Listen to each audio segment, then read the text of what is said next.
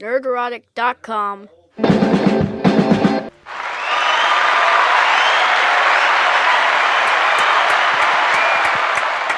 Hello. No too soon back. There we go. That bought me some time. Welcome to the Nerdrotic Nooner, ladies and gentlemen of both genders. My name is Gary. Help run this channel called Nerdrotic. And today's hump day. It's a Wednesday after an insane week that's felt like 10 years. Might have aged us all 10 years. It's been horrible. But we're going to get back to our regularly scheduled retarded programming, and we're not talking about Alien Earth yet. We kind of should. I mean, we will. Okay, we will. Okay. Oh, good. we will. I'm caught up. It's holy hell. I'm ready for my nap. No, the teaser will be this episode, this last episode. It's descended into Ironheart bad level, like a bad sitcom where it's situational. Where are we gonna hide this body? I don't know. What's under your bed? Yep. It's like then Norman Fell comes around the corner and gives it that little look and realizes Jack Tripper may not be gay. This is a reference for everyone that's old. We all got it. Three's Company. We all got it. Okay, good. God, there's only one of them left alive, I think. Or the original cast. Right. That was grim. But welcome, everybody, to the show. Hope you're all having a good day today. Hello, Chris Gore. Hey, how's it going, man? I'll just say this. I know a lot of crazy stuff's been happening in the world, I will say. But to be fair, if anyone looked at the text messages between Gary and I, they'd probably find it touching, like a conversation between two lovers. That's kind of what our text messages look like. Yeah. How? Well, do you understand the reference, X-Ray Girl? No. That's okay. Okay. A lot of people don't, but that's all right. Okay. Congratulations, boys, on your gay lover texts. Yeah. That is a reference between the text messages of the shooter of Charlie Kirk and his boyfriend. And that's how ABC News was referring to the text exchange when they were discussing the murder. It was touching. You might say it's touching. I was shocked. I'm like, what? ABC News, correct, Chris? That was ABC News? Okay. Yes. Who owns ABC News? Disney. Mm-hmm. Yeah. It was weird. They're good little family brand, Disney. So are we really shocked at a statement like that from a Disney-owned company? No.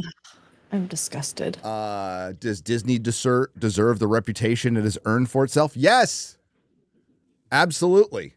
Just look at the people they humanize and the ones they dehumanize. Oh, I can I'm not going to say who. Yes. Can't say who. But doing a little DMing. And it's not completely off. Remember the rumors of Apple buying Disney? Yeah. It's not off the table. It's something that could possibly happen. Here's the rub. Again, it's a possibility that's being thrown out there, and these possibilities in corporate America are always being pointed out there. But Apple does have the money to do it. Absolutely does. The only roadblock would be, I think it was Puck News talked about this with Paramount wanting to buy Warner Brothers now. It's very unlikely that the government would allow it to happen. Yeah. Like very unlikely. Because now Apple doesn't own a news, what gets muddled is broadcast news. Like one company can't own two broadcasting companies, but broadcasting's dying. So maybe you could carve out the company and buy parts of it and get rid of ABC or that's probably a possibility. I am not a corporate analyst. There's much better people out there for this that could probably make it possible, but it is the swan song of Bob Iger is going out and selling to Apple. And I mean, it's eventually going to happen, Chris. I mean, all the legacy studios are pretty much gone. Like they're Disney's Right. probably one of the oldest that still wasn't bought by Pepsi or sold by this or that. But it's Hollywood's going to become Silicon Valley South. It pretty much is at this point. So like legacy studios creating entertainment as their sole purpose for money is no longer viable. And there'll be fewer places for people like Chris Nolan to find a home for projects. I think if Apple buys Disney, wow, you'll see AI movies made fast. Yep. Animation will be done mostly with AI. You know what sucks about Apple is Apple Plus puts a ton of money into their shows, into their productions. And there's a couple things that I think a lot of people like. I'm not big on it because I think the production is really good. They get A-list actors and they make the most boring woke content out there. I mean, a lot of their, boring woke. It's like mainstream woke. Yeah. It's really just drab and sterile, you know, but it looks really good. And there's a couple of things they do well, but most of it's just super just drab. What was it? Murderbot. I tried to watch Murderbot and like portions of it were fun. The Skarsgård being a funny robot was fun, but everybody he was surrounded by was like a DEI hire and it was just annoying as hell. I couldn't get through it. Yeah. I saw the trailer and just said, not for me. Yeah. Good instinct. Yeah. How you doing, X-Ray girl? I'm good. I'm enjoying the California side of like the, what do you call it? The country? Sunset, the country. But I'm not seeing like the crazy stuff that people don't like. And sunsets here are amazing, by the way. Okay. That again tonight. You know what? Were you in the DM group when I had, there's this beautiful sunset in San Francisco and this is probably before you were in the DM group for Friday Night Tights.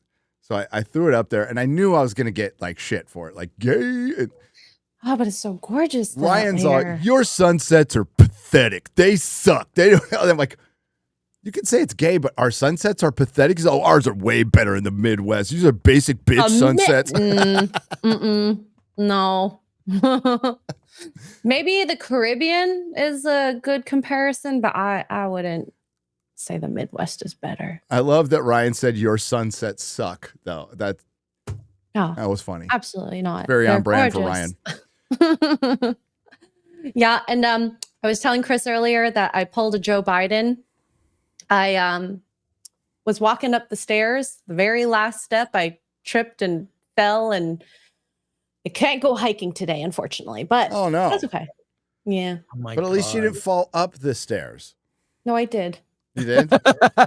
You fell up the stairs. Oh wow. Yes. Well done. Was there any video? Nope. Thank God. Oh, God. So you walk about as well as you drive. All right. Thanks. Fair. Low expectations. There might have been something involved that, obscured my like 100 proof. Yeah. I might have made the sunset also nicer in a sense. Okay. So, yeah. X-Ray girl drunk. It's a day that ends in Y, folks. There you go. There you go. Nope. You guys closed down a bar in Dallas. I remember. Oh, I do. You don't remember. I remember. Wait. Pepperidge Farm remembers. Who else was there? I'm trying to remember. There was a lot of people in that house. It was practically a content house. Never do that again. Yeah. Yeah. I don't like being around that much people. My pajamas. Like, no. Hell no. I like getting away when I want to get away, Mm-hmm. No way. So, oh boy. Where do we start?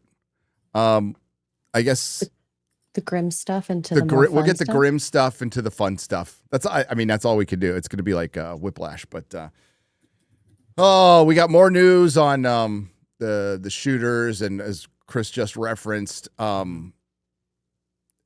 they had a text message exchange and how that the boyfriend is not in jail right now.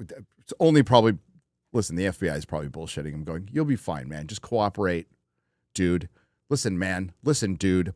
You cooperate, man. You cooperate, dude. We'll keep you out of a male prison. And then they'll throw his ass in jail. Yeah, well, I it wouldn't have a sounds like problem with that. also a lot of people had foreknowledge of it happening, a significant amount. And in addition, it sounds like there are terror cells. There are. Like Okay. LGBTQ Terror cells. Yes. Like, yes. This is a real thing. Look, this has been a real thing in Northern California for years and years and years. So anybody up in the Bay Area has been up there. But this is Utah. This is Utah, Yeah. where the Sundance Film Festival takes place, and pouring out for the great Robert Redford, who I know. Side note, that's how our brains work, right? Yeah. Rest in peace, Robert Redford. But rest in peace, Robert Redford. I interviewed him a couple times. Oh, I met him. He just is a great, magnanimous, cares about indie film, cares about filmmakers, and we shared a birthday. What's that? We shared a birthday. Yeah, and August 18th. And also so many filmmakers came through Sundance. Everyone from Tarantino to Chris Nolan to just so many people. The Sundance Institute helped develop movies, and then they showed them at Sundance. So anyway, side note, and just we're going to talk about a lot today, but this is what we were talking about this earlier when I referenced our text messages. So ABC's Matt Gutman says he's not sure if we have seen an alleged murder with such specific text messages that were very touching in a way that I think many of us didn't expect. A very intimate portrait into this relationship between the suspect's roommates and the suspect himself, with him repeatedly calling his roommate, who is transitioning, calling him my love, and I want to protect you, my love. Oh, they're framing this, folks. Okay, this is called framing. Yeah. This has been going on for ages. This is the reason independent YouTubers exist, is because of the media's insistence to push a narrative, one narrative, never the other narrative, never the other side of that narrative, for years now. And more people have woken up to it, but this is insidious. This is absolutely insidious. You don't have to frame it. All you have to do is report the news. You report what was said in that message. You do not need to editorialize, especially like this, which tells me exactly where you're coming from. Yeah, really. And I'm guessing that Matt Gutman is a moron and is like Anchorman, just does what he's told. So this is a rot within ABC. It's not just Matt, who I assume is just some himbo bot who just does what he's told. Good assumption. It's the producers there were helping him frame it. He would not be allowed to say this. That his comments would have had to have been vetted before he said those. 100%. And he probably bounced it off a producer, said, "Oh, that's a good angle." So kind of surprised, but not surprised by this disgusting way to put it. Yeah, they're trying to soften, they're more, this is like the Alex Jones song before Yellow Flash, where we love our Somalis, even though they just want to kill your daughter. Oh, they're so good. Oh, they're so sweet. That's what this is. They're more worried about a community than just reporting the news, and they're worried about the reaction when they probably should be, because they help create this narrative. This narrative is a lot of it's fiction. A lot of it is a Hollywood production. This is complete bullshit that they try to frame this around, and I guarantee you, and I said it yesterday, within the halls of Lucasfilm, Bethesda, Naughty Dog, ABC News, NBC News, there was a lot of celebrating about Charlie Kirk. And let's not pretend there wasn't. TMZ. That was complete. Those guys, they're scum. You know, when someone's lying to you, it's like, dude, your people in your newsroom understand, like TMZ. You know, of course, you know what it stands for. It's the It's the 3 mile zone or 30 mile zone. I always forget. I think it's the 30 mile zone. It's the zone of everything that happens in Hollywood, right? That's what TMZ stands for. They're gossipy. Right. They've always been that way, and they've always been this. You know, they are the paparazzi. They are the paparazzi. They are the slimiest of the slime. So not unexpected, but I love seeing them get their comeuppance. But with shit like this framing, it continues to danger because this pushes the narrative that trans people are being hunted. This is the narrative they have been pushing forever. Trans people are literally being hunted when the exact opposite is happening. And I can promise you, to that community, most people don't give a shit. They don't care about your identity. They don't care about your pronouns. They don't care about what you think about yourself. They don't give you a single thought. We have our own fucking problems. We're going about our fucking day. We're not going to sit there and concern ourselves with somebody who's having a personal identity crisis. Handle that shit on your own. Yep. And if you're happy, awesome. A happy person doesn't demand that people have to change their speech. A happy person doesn't give a fuck what somebody else thinks. But my God, let's steer away from the horror. Let's just play the game. Apply that to any other shooter on the other side. Would they get this kind of, oh, that's so sweet? No, they wouldn't. Oh my God. Yeah. And I wouldn't want them to. Exactly. So it was the duality of someone who the attorney said not only jeopardized the life of Charlie Kirk and the crowd, but was doing it in front of children, which is one of the aggravating circumstances of this case. And then on the other hand, he was, speaking so lovingly about his partner. So a very interesting and Pierce said, riveting press conference.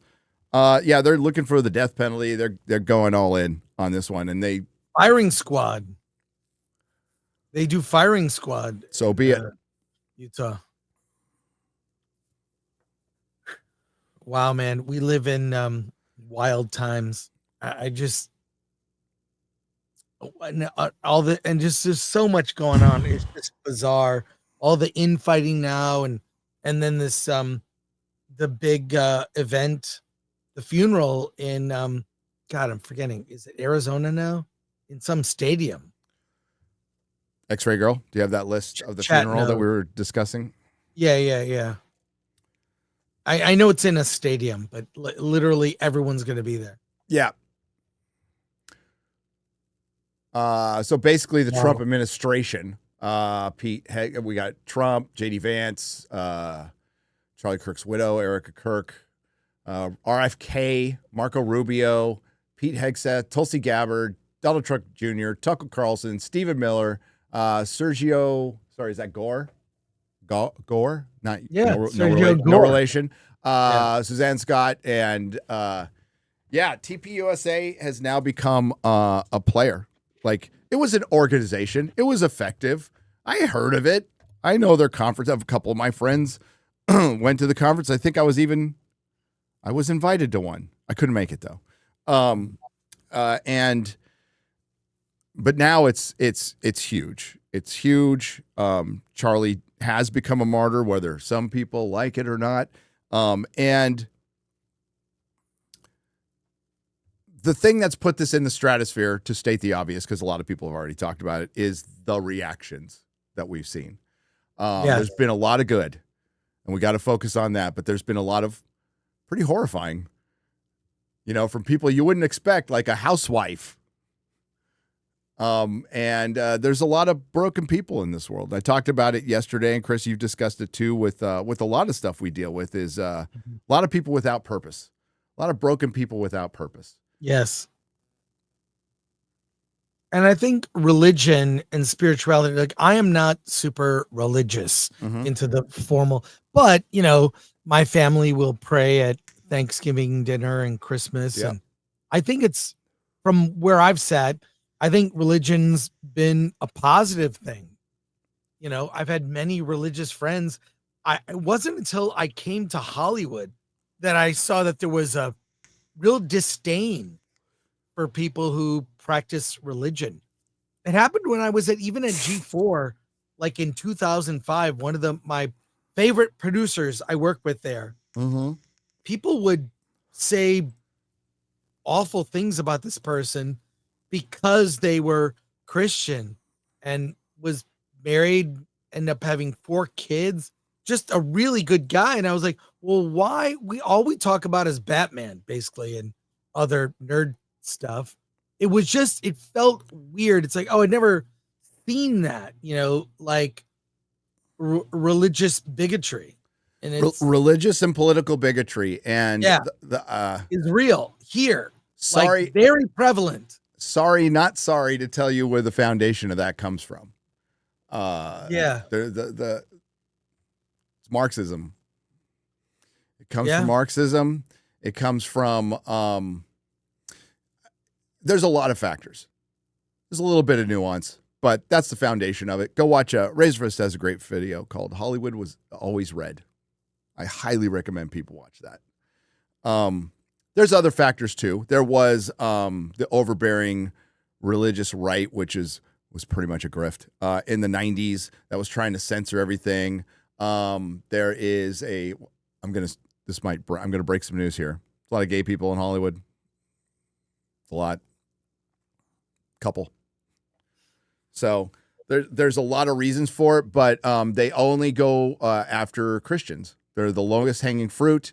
They're happy to, and it's been going on for decades to where it's tired. It's not even original. It's not even fun. And we're like, hey, okay, you know what? Equal opportunity offender. Hit all the other religions. Come on. Now, you know what? In Hollywood, never do. They are hitting another religion now, which is new. That's going to be a problem with that war in the sandbox right now. But there's some that they just don't. Weird, isn't it? Strange. Yeah, it's weird. Yeah. There are approved targets. Yep. Approved. South Park, which is, hasn't been on the greatest run recently. They're the only ones. The only ones. And those episodes you can watch them. I believe it's episode 200 and 201. And I think they're on a list somewhere. I'm pretty sure they are. Yeah. I'm pretty sure they are because of that. But coexist, Chris. Coexist. Sure. We can all coexist. Oh my God! You know how many of those stickers you see them a lot, but dude, all the time. It's so stupid. And those people are always batshit. Every city has the Subaru that's got like 1,000 stickers on it. Right. And it's all like, it's all progressive stuff, and then like Fish or Grateful Dead. Right. And then it's like coexist stickers and all these fucking slogans that are just plastered. Bay Area. 1 out of every 10 cars is that. Yeah. Yeah. You could just go, oh, it's one of them. They listen to NPR every day. Yeah. They do. Anyway, did you see Tim Russ's tweet yesterday? No, I did not. What's Tim that? Russ, Tuvok. And he's doubled and tripled down. He doesn't give a shit. So, I mean, if you're going to have a bad take, I guess stick by it. But a Star Trek actor from Star Trek Voyager. Oh, okay, yes. Yeah. You just say Tuvok. I don't know the actor. I only ever saw him in that one thing, and I thought he was okay. Who was in Picard season 3, playing a duplicitous copy of Tuvok. So scroll up so we can see his name. X-Ray Girl. There is Tim Russ. Put the only Kirk that matters. Now, this came yesterday, while we were live on Real BBC. And so like he had to think about this. He took days to think about this and thought this was a good idea. And hey, free speech, you can feel how you want. We've said it quite a bit now. You don't have to like Charlie Kirk. You don't have to mourn his loss. But there's the basic line of human decency of not dancing on somebody's grave, right? So it was good. Az did a great video on it, and he showed, I'm forgetting the actor's name, Chakotay. Chakotay said the opposite, like pretty much the day of. Said, hey, Charlie was a brother in Christ, and it's very sad for his family. So it's not everybody. And that might explain why Chakotay didn't want to work with anybody else and hasn't wanted to come back to the show. Sheds a little light on this a little bit. It's like he's never really wanted to come back. They talked about it with Picard season 3 a little bit, and he's like, nah, now I know why. Good choice, sir. Wow. Who'd want to work with these twats? But this is Star Trek now. I mean, I'm not surprised at all. This is Star Trek now using fucking William Shatner, who still blocks me, but I don't give a shit. The man's a legend. I love him to death. By the way, he called out William Shatner called out the assassination and said the right thing. It's even in the community note. So, and I mean that's expected because he's a basic decent human being. And Tim Russ is like, no, F you. You guys like guns, so you deserve this. And yeah, well, one of the reasons Star Trek is dead makes it very hard to go back when they do this. I would argue lately, anyway, that Mark Hamill's done more damage to Star Wars than Kathleen Kennedy, as far as me my enjoyment of going back and watching the original trilogy and seeing Mark Hamill. Mark Hamill's done far more damage. Yeah. Far more damage. But that's the state we're in Hollywood. And we saw the Emmys we were chit-chatting. We were DMing together. It started out like I like the host. I think good. Oh God, I don't know if you could find it fast enough, X-Ray Girl. There's a quick little clip where they're talking about streaming in the opening monologue. That's pretty funny. I think Variety tweeted it, but they tweet like 18 times a day. That I thought was pretty funny. And he specifically said, we're not going to get political guys. But as the show went on, Chris, yep. As the show went on, Javier Bardem, here's what happens. Tell me if I'm wrong, Chris. Correct? You can. Adult pretender, vacuous, empty people who are in a constant form of identity crisis because they pretend to be other people for a living. They make a lot of money doing it. And a lot of them probably genuinely feel really bad because sometimes their charity tax shelter will take them to the starving kids in Tijuana I use that as an example because I've actually been to the shanty town in Tijuana. It's really fucking sad where the orphans are. And they fucking come back feeling like, oh my God, I make believe for a living and I make millions of dollars and these kids are starving. So they feel bad. And then their agent gets to them and shows them a 15-minute documentary on Palestine or something like that. They all of a sudden feel completely informed and want to go out and fight for the cause after watching probably admittedly half of that 15-minute documentary on YouTube and getting informed by their agents. And they go out and they feel the need to put the little scarf thing on or whatever and whatever. But I would argue that in Hollywood, you might want to think about who signs your checks a little bit. But then that one woman went out who is Jewish and said, go birds, fuck ICE, and free Palestine. And then they posted about it on some account and blurred her shoulders. Yeah, so that was the Hilarious. Not Al Jazeera, but it was the Hamas or what it was the organization over there that a woman is not allowed to show her shoulders at all. So they blurred it out to be their mouthpiece. And you can't make this shit that was a perfect meme. It was a perfect meme. Jewish woman in Hollywood, probably gay. Shouts free Palestine. They blur her entire body out. Yeah, it was ridiculous. Ridiculous. Ridiculous. Yeah, I that whole thing. What's weird is the press interviews are even worse and the red carpet even worse. The show is more under control, but the behind the scenes, they get even more. You don't have to scrub long to find stuff. Oh no, not at all. That was it. Oh God, where's that monologue? Where's the monologue? Have you found I it have yet? the entire monologue, but I can't. No, I'm trying to find there's where an it is. isolated one. Here, I'm pretty sure I liked it. Hang on. Is it on Variety? Yeah, I just got to go through my tweets. Talk amongst There you yourselves go. for a second. Yeah. Thought it was Well, kind of read- funny. Some soups, maybe. Read a couple soups. Yeah, read some soups. Yeah. Jan and Kay says the right can't Google look at Destiny's band post. Ike Alice says hail Nerdrotic, X-Ray Girl, and Frank Hail. Gore hail. Hail. Bill Galactica says, damn, missed a 5-year anniversary of being a member. Oh my gosh. Whoa. Congrats. Who was that? Give me Bill that name. Galactica.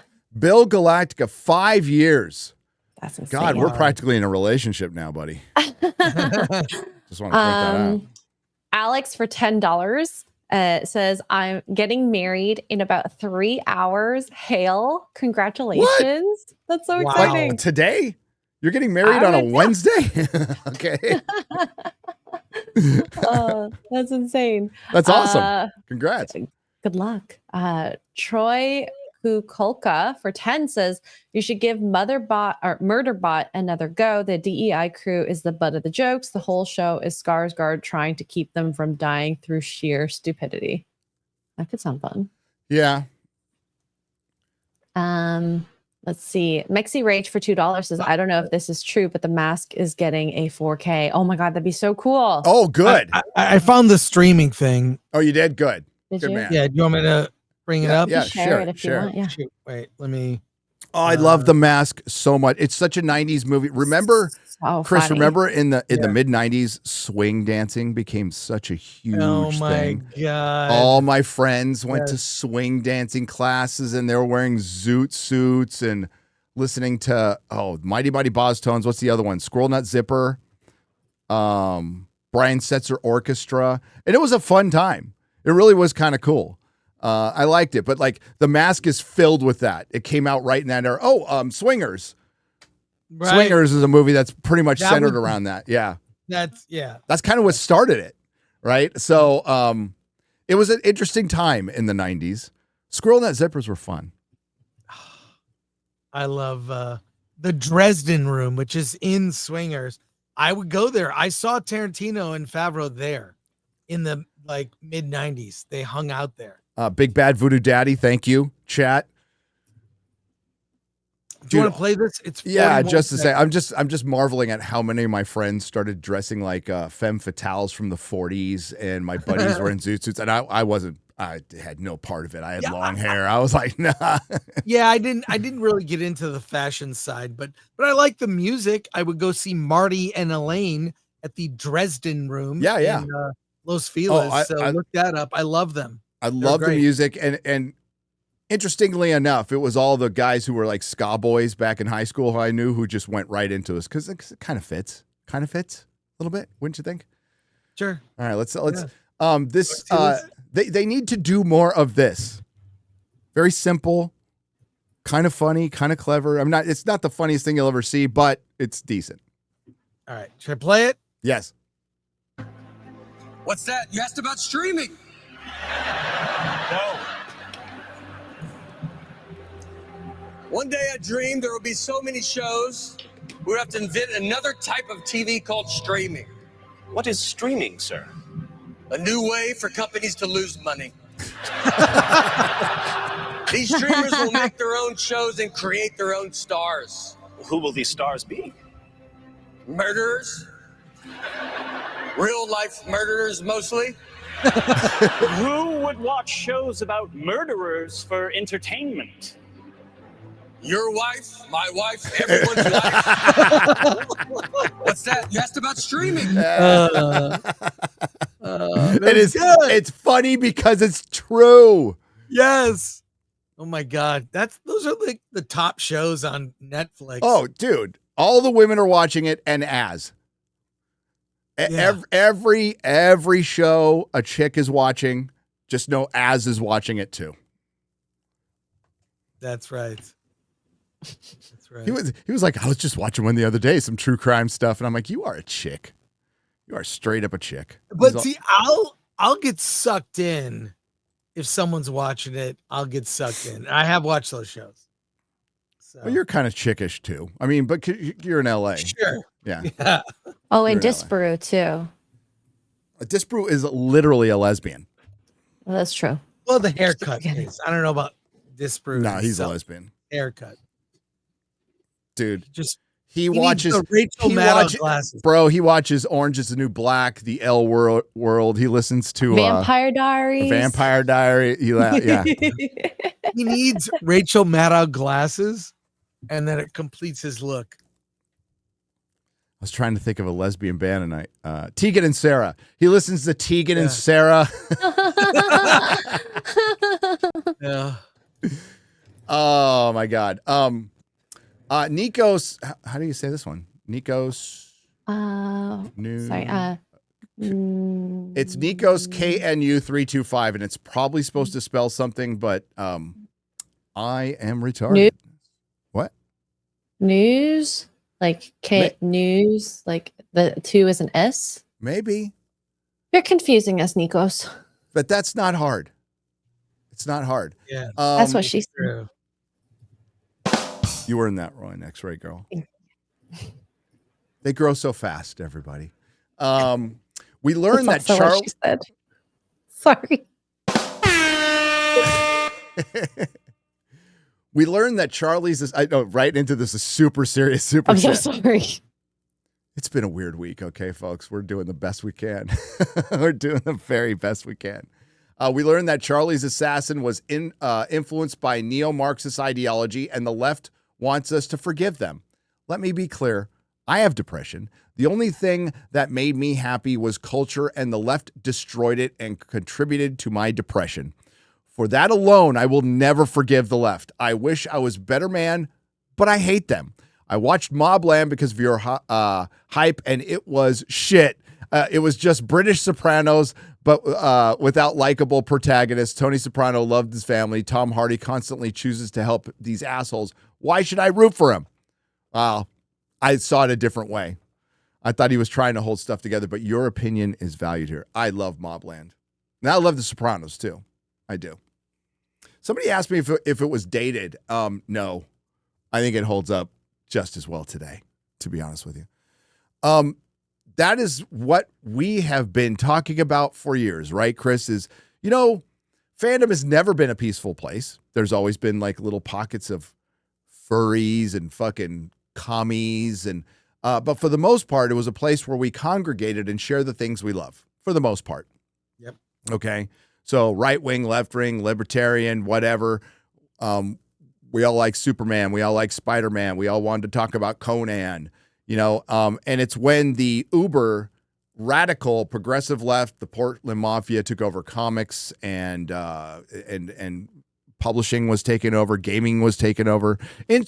Interestingly enough, Chris, these activist takeovers all took place right around the same time. It's not like there weren't people there already. It's not like they weren't left already, because they were. But the radical, like Berkeley hairy armpit types really started invading towards the end of the Obama presidency. It's weird how that just happened so naturally. Yeah. It didn't happen naturally, by the way. And they understood the importance of pop culture, something the right never did. Most on the right still don't understand how important it is to people like you and me.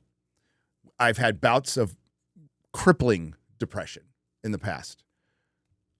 Crippling depression, crippling anxiety, mostly due to drug use and past trauma that I hadn't dealt with. And when I needed a little relief, I read Lord of the Rings. I watched Lord of the Rings. I watched Sam Raimi's Spider-Man. I cracked open a comic book. I watched a Star Trek episode. That's the importance of escapism. It gives you a little relief, takes you to someplace comfortable, and it calms you down. So you can And get about it can inspire, yeah. impart lessons about life.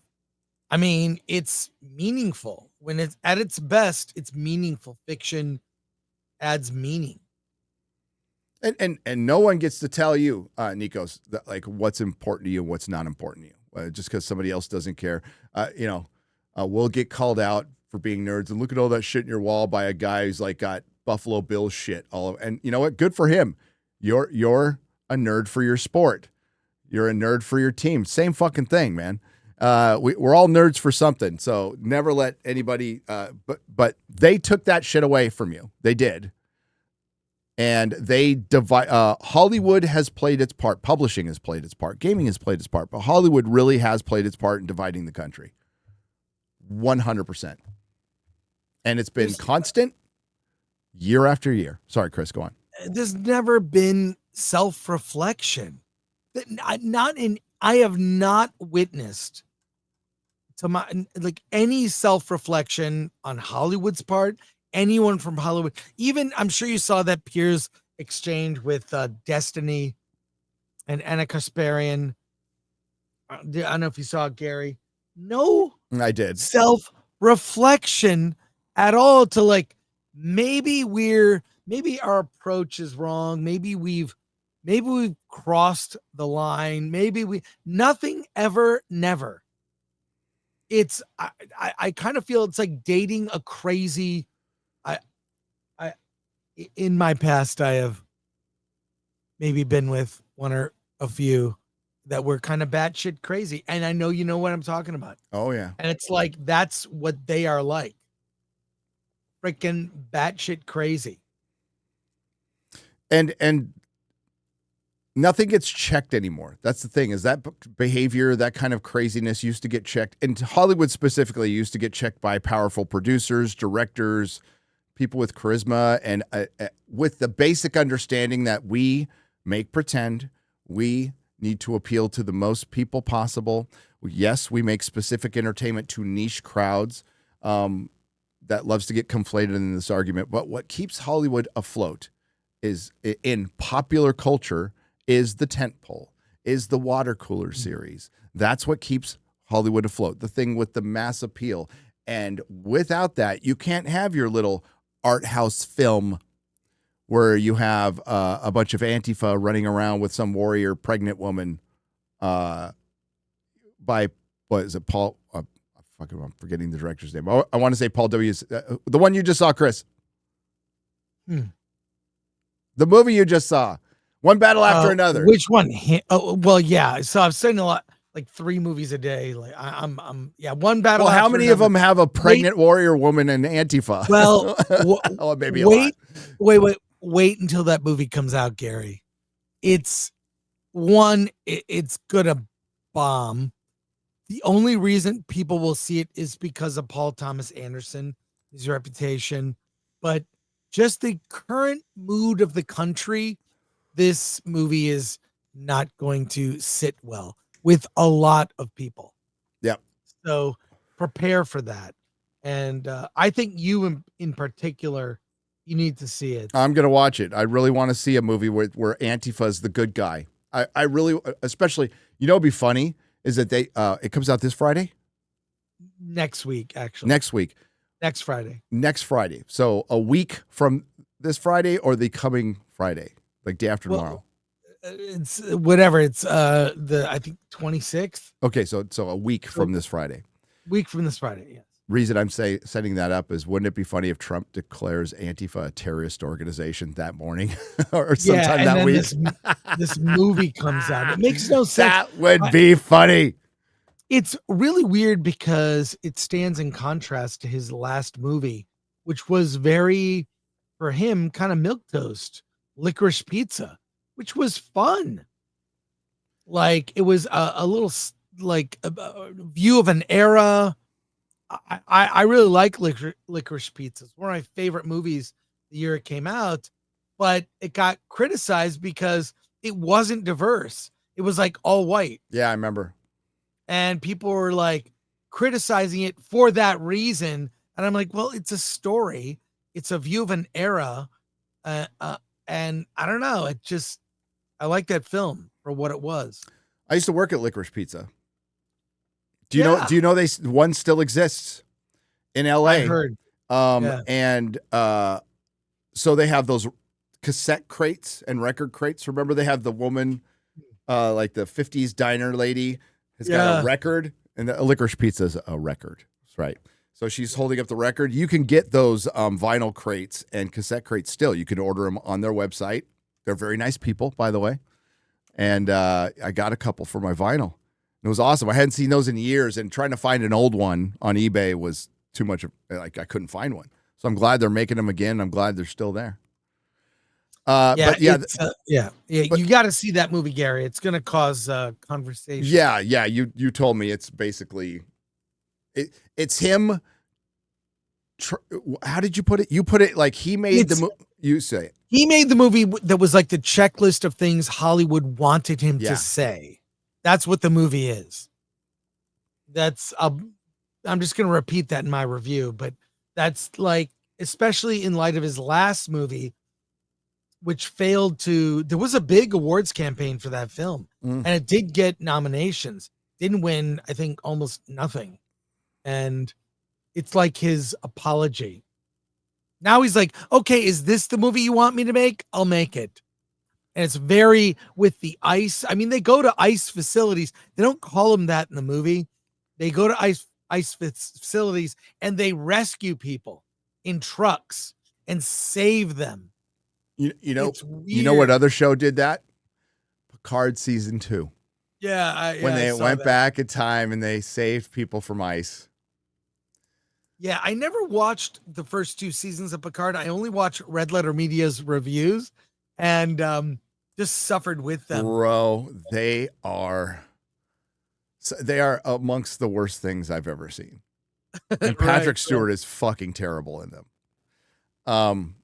But every fucking movie for the next 4 years is going to be some variation of AI, anti-immigration.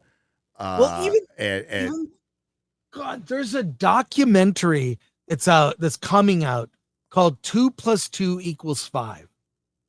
It's about Orwell in 1984. And I was very excited. Oh, this is great. Yeah. It's going to be a great documentary. I saw the trailer, woke trash. Like, of course they show January 6th and Trump. It's like, unless you're looking at, the people that are pushing lies that aren't true and forcing you to believe a lie, certain kinds of lies, almost all documentaries I see that come to Film Threat are some completely biased, one-sided look at a topic. Like, almost never is it, I'm going to explore a topic, see where it takes me. I'm going to present facts. I was so pissed off because we need a documentary like that. We do. That questions mainstream media, narratives that are spun, lies being sold to us. Chris. Math is racist. I mean, it's implied in the title. Somebody should make that. Well, I mean, I was hoping, I was so angry watching this. Now, I can't make assumptions based on the trailer. Maybe that's the hook to get you in. But I was so like, God, you had an opportunity to really do something, say something. And the trailer really misses the mark. I'll see the film, but because I want to talk about it. Yeah. That pissed me off. Typical stuff. Gremlin Anku if I said that right, sorry if I didn't. For 20, thank you. Says, did you see Benny's chat today with the FCC commissioner? I did not see Benny this morning. I usually do, but I was working on a video. He mentioned that Disney had about a dozen violations on them. Doesn't surprise me one bit. Nope. Not at all. Have you guys seen the French animated sci-fi film called Mars Express from 2023? The story was interesting. I saw it. And didn't lecture the audience. What'd you think of it? I thought it was great. Yeah, really good, solid. Cool. They're literally calling for us to give up our firearms while simultaneously celebrating the unaliving of a right-wing moderate. They've told us what their Maoist goals actually are the whole time. Yes, they have. Yeah. I mean, let me just state a basic reality. Getting rid of firearms in America would be impossible at this point. And maybe they've done that a little bit in the big cities, but all you've done is removed the good gun owners. If you truly wanted to start taking away guns like they did in Australia, the first thing you'd have to do is hit the hood. Good luck with that one. Good luck with that one. But doesn't mean they're not going to try. JWT6577 for $5. Janet was the hottest roommate in Three's Company. Janet? I don't know, Chris, do you agree with that? Do you think Janet was the hottest roommate in Three's Company? Yeah, I mean, everybody goes for, Chrissy, but I don't know. Yeah, I like brunettes. Yeah, Janet was cute. It's fine. Yeah, no problem. Why choose? You had them. It's Why called not? Three's Company. It's Three's Company. Have you seen the trailer for Emma Stone's movie Begonia? I have. Matthew 5.9 for $1.99. It's It could be fun. yeah. It looks very bizarre. Well, that director always does weird shit. Yep. But Jesse Plemons is gold. Disney is not a family brand. It is the unfulfilled female brand, says Ian Carroll's for $4.99. Well said. Yeah. Well said. Got a feeling Doomsday is going to flop. Ooh. If it does, will Marvel take a hiatus, or do you guys think they'll keep the slop factory going as disaster area for $4.99? Hard to tell. Hard to tell. You could be right, disaster area. I'm not going to say you're not. Like I don't know. It will not make Endgame or even Infinity War money, and that's what they're expecting. That's absolutely what they're expecting. It will do gangbusters. It will have one of the best, if not the best, opening weekend of any film. It's what happens after that. I don't know how you make a good movie out of that, and I don't know how you make a satisfying movie about bringing back old characters that people love and then killing them off. That was one of the fundamental problems with Solo. Before the movie even came out, you were watching a story about a dead character because they killed him. Yeah. And that matters. And he doesn't. So what was the point? Yeah. And it's not like he died bravely and for some great sacrifice. He died needlessly and pathetically.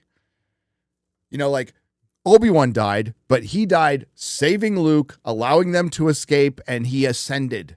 He completed his mission, his sacrifice. That was an epic, glorious death. And he didn't really die. Spock, too. Star Trek 2, Wrath of Khan. That was one of the best movie deaths ever.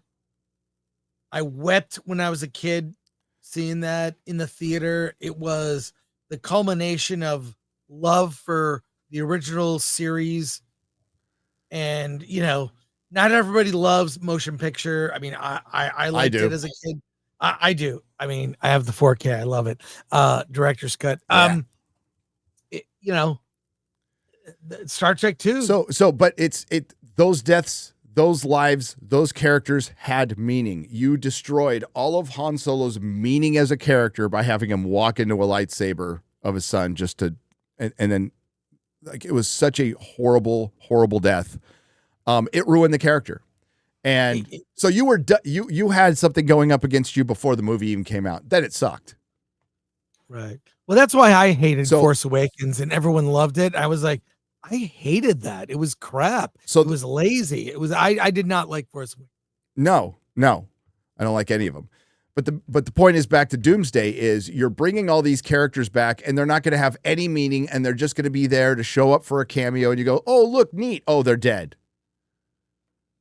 Yeah, I'm pretty sure they're going to kill off a lot. So it's going to be like Doctor Strange mom. Yeah. Oh, we saw Mr. Fantastic and Professor X in his real chair, and they all died like stupidly. Yeah.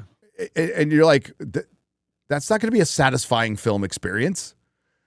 That's not going to be uplifting at all. And they already said this is Doom's story. They're going to copy Infinity War, and it's going to be about him just slaughtering a bunch of superheroes that he's got no connection to, that they built no to. So, will the slot factory continue? Yes. They have no other choice.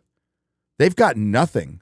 Well, They've got absolutely nothing going for them right now other than they can remake fucking animated stuff. But you bought Marvel, you bought Star Wars, you've got nothing going. So they're going to have to do a soft reboot. They're going to bring in the X-Men, and the worst mistake, Chris, and I don't know how you fix it, is you're going to do it with the guy who got you in all this trouble. How does Kevin Feige, the architect of this disaster, fix it?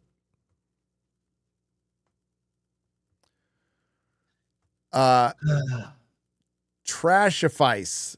Northern Lights greater than Sunsets. They are pretty great. I've only seen them once when I was a kid. Yeah, I think the rarity makes it greater too. So, you ever seen any Northern Lights, Chris? No. You haven't? Hey, by the way, from Variety, this is news.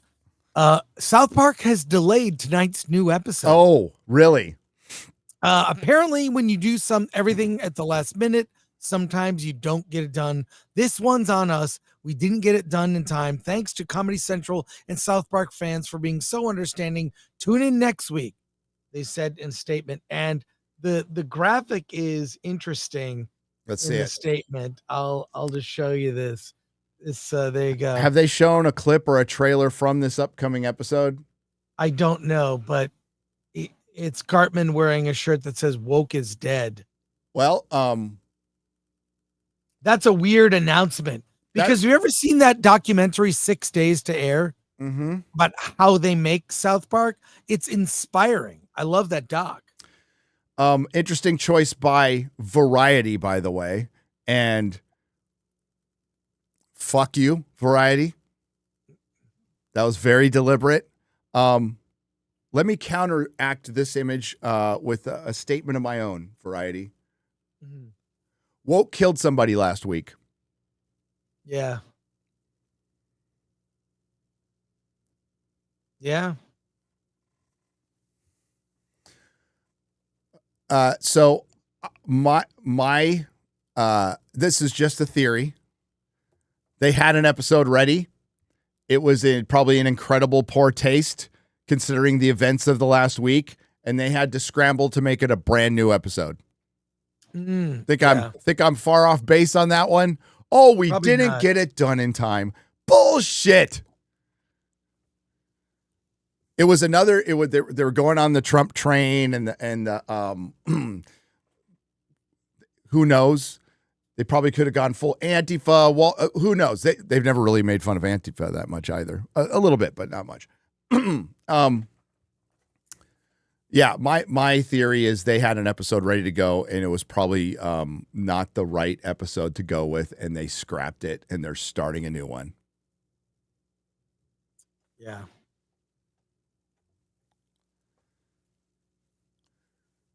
But yeah, Woke is deadly.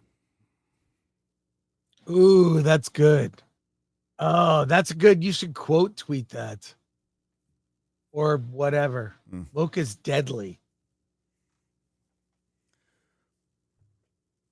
Here, hang on. I'll respond. Where's Variety? Where's Variety? I'll get in some trouble for this one. Let's go. Let's fucking go. Let's fucking go. Let's go. Where is it? God, they treat like a 14-year-old girl. Jesus Christ. Oh my God. There it is. Woke is. Did I spell it right, X-Ray Girl? Yeah, you're right. You're good. Okay. Boom. There we go. Yes, I'm a boomer. I'm a boomer. Absolutely. Somebody early in the chat, I don't know, they'll probably get mad at me or something. I keep an eye on the chat, and somebody just put Gary. It's like, what? Why would you just put my name? Yes. Oh my God. Thank you for finding that breaking news, Chris. There you go. I think I'm on it, on the mark on that one. I think they had an episode ready to go. It was in poor taste for even South Park. Bad timing. Who knows? Maybe Charlie Kirk was even in it, and honestly, what did somebody, oh God, I forgot. I saw it on Twitter and it's in horrible taste. Oh, maybe it's in my messages. It was somebody proposed the next South Park episode to try to lighten the mood. I don't know if this would have worked. God, I can't remember. It was something to the effect of, I forgot who it was, but having somebody dance on Robert Redford's grave. I forgot the character they had dancing on Robert Redford's grave. It was actually kind of funny. Horrible taste, by the way. Horrible taste. God, I wish I could find that, but it's gone now. I have too much fucking shit in my DMs. But we'll see. We'll see what they do here. Did they make a statement about Charlie Kirk? No, they didn't. The news that went around that they pulled the episode, it was from basically broadcast. They did not pull the episode from Paramount Plus. And I don't want to speak for Charlie Kirk, but he seemed to lean into it pretty well, made his profile picture, and I doubt he would have wanted the episode pulled, nor should they, The problem with here's what happened with South Park, Chris. I think they felt like they were being associated with MAGA too much and they wanted to distance themselves. So they went full on because they have bypassed so much low-hanging fruit, and so is all of Hollywood, by the way. Woke is the easiest thing to make fun of. You can make a Blazing Saddles movie about woke, and it would be fucking hilarious. And you could just make it about Hollywood and all their restrictions and how they cast people. And the one absurdity is, I don't know if you could parody the reality more than the reality parodies itself. You know what I'm saying? It is basically like having a casting director trying not to be racist and being like racist, because that's what this is. You're fighting discrimination with discrimination. I think it would be comedy gold, and nobody's ever made it. And they won't. And Hollywood used to laugh at themselves all the time. Fucking look at Tropic Thunder. Yeah. You can't make that today. No. Although, did you see Spinal Tap 2, Gary? Did you go to it? No. I was thinking about going tonight. It was good. It was good. They showed a trailer for a film. I can't find it online yet, but I saw it it's called Farkham Hall. And it's a parody of all these British period costume dramas that look freaking hilarious. A raunchy comedy set in that world. So good, but I can't find it online. It's not on YouTube yet. Nowhere? Okay. Farkham Hall. I'm supposed to go to date night tonight, but Melissa wants to see Bing Caught Stealing. Yeah, I know why. I know why. Yeah. And I was like, so I should see it? And I was like, don't you want to see Spinal Tap 2 instead? She's all nerd. A movie you can both like. Yeah. So I like Matt Smith. I do. As a punk rocker. Yeah. Does he die in the beginning? I haven't seen it. Oh, you haven't Alan seen it? Oh, what did Alan think? There's so much shit coming out. I mean, between Alan and I, we try to see every movie that opens on Friday, and there's a lot. And it's meh. Most of it is meh. It's really disheartening. So, yeah, little highlights here and there. I saw Good Boy, the dog horror film, very good and short, 70 minutes, very short. And can't wait to talk about it. But mostly just okay stuff.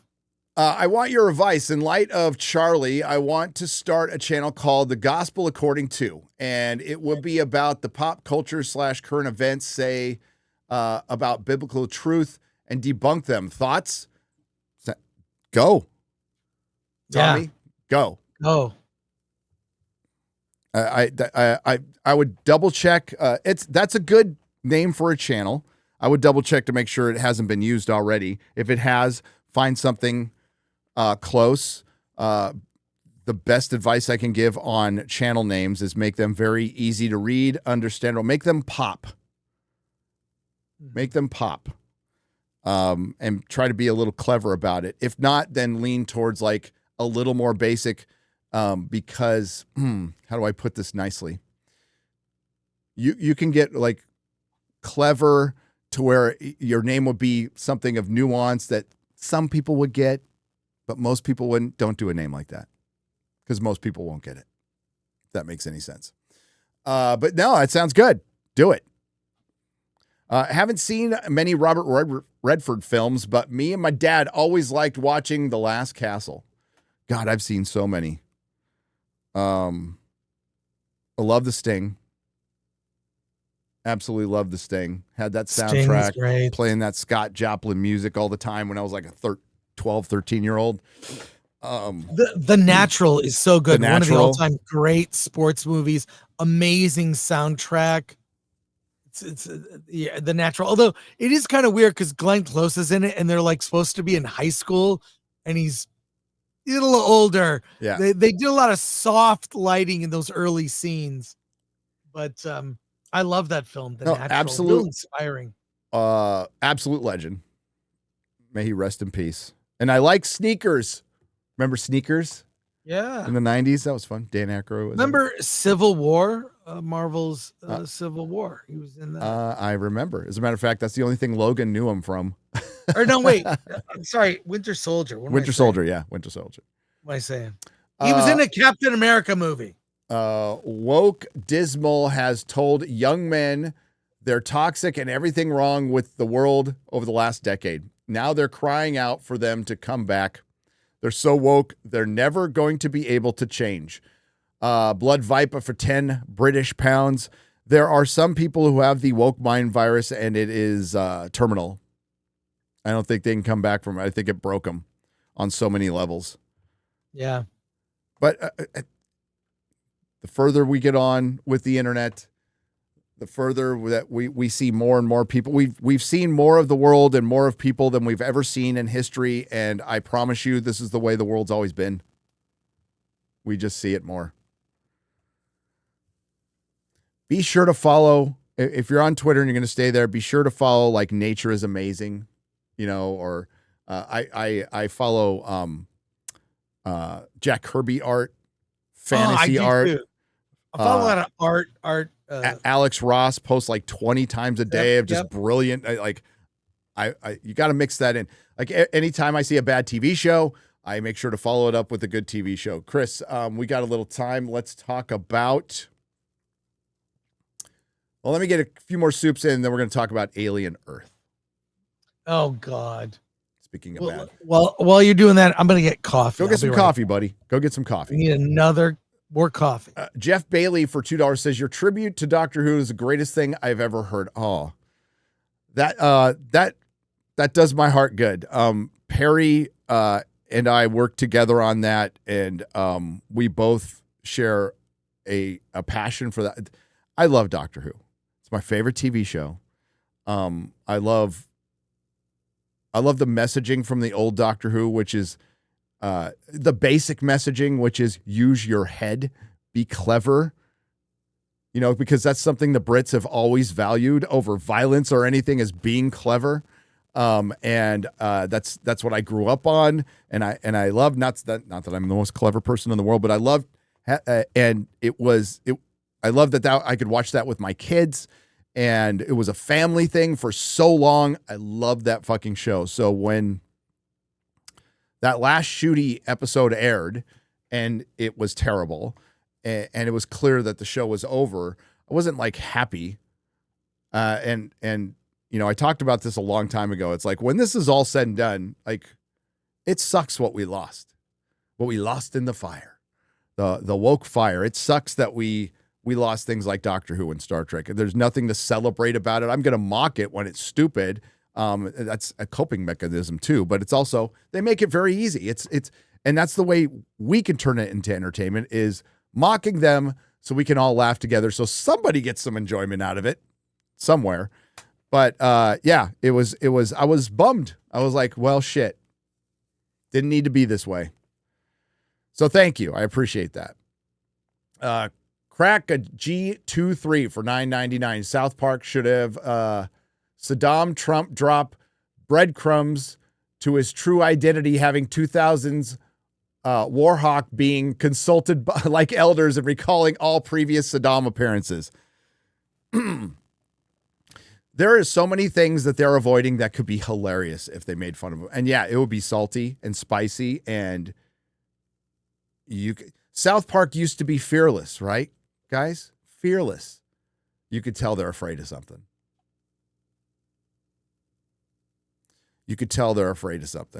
And dude, they were an inspiration of speaking your mind and mocking absolutely everything for me.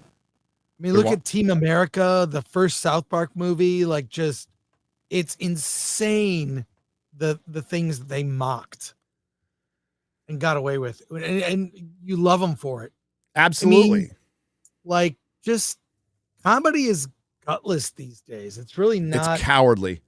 Yeah, I mean, when you look at what Monty Python mocked, I mean, God, it's just, it's when comedy chose a side. And so we're going to support this side.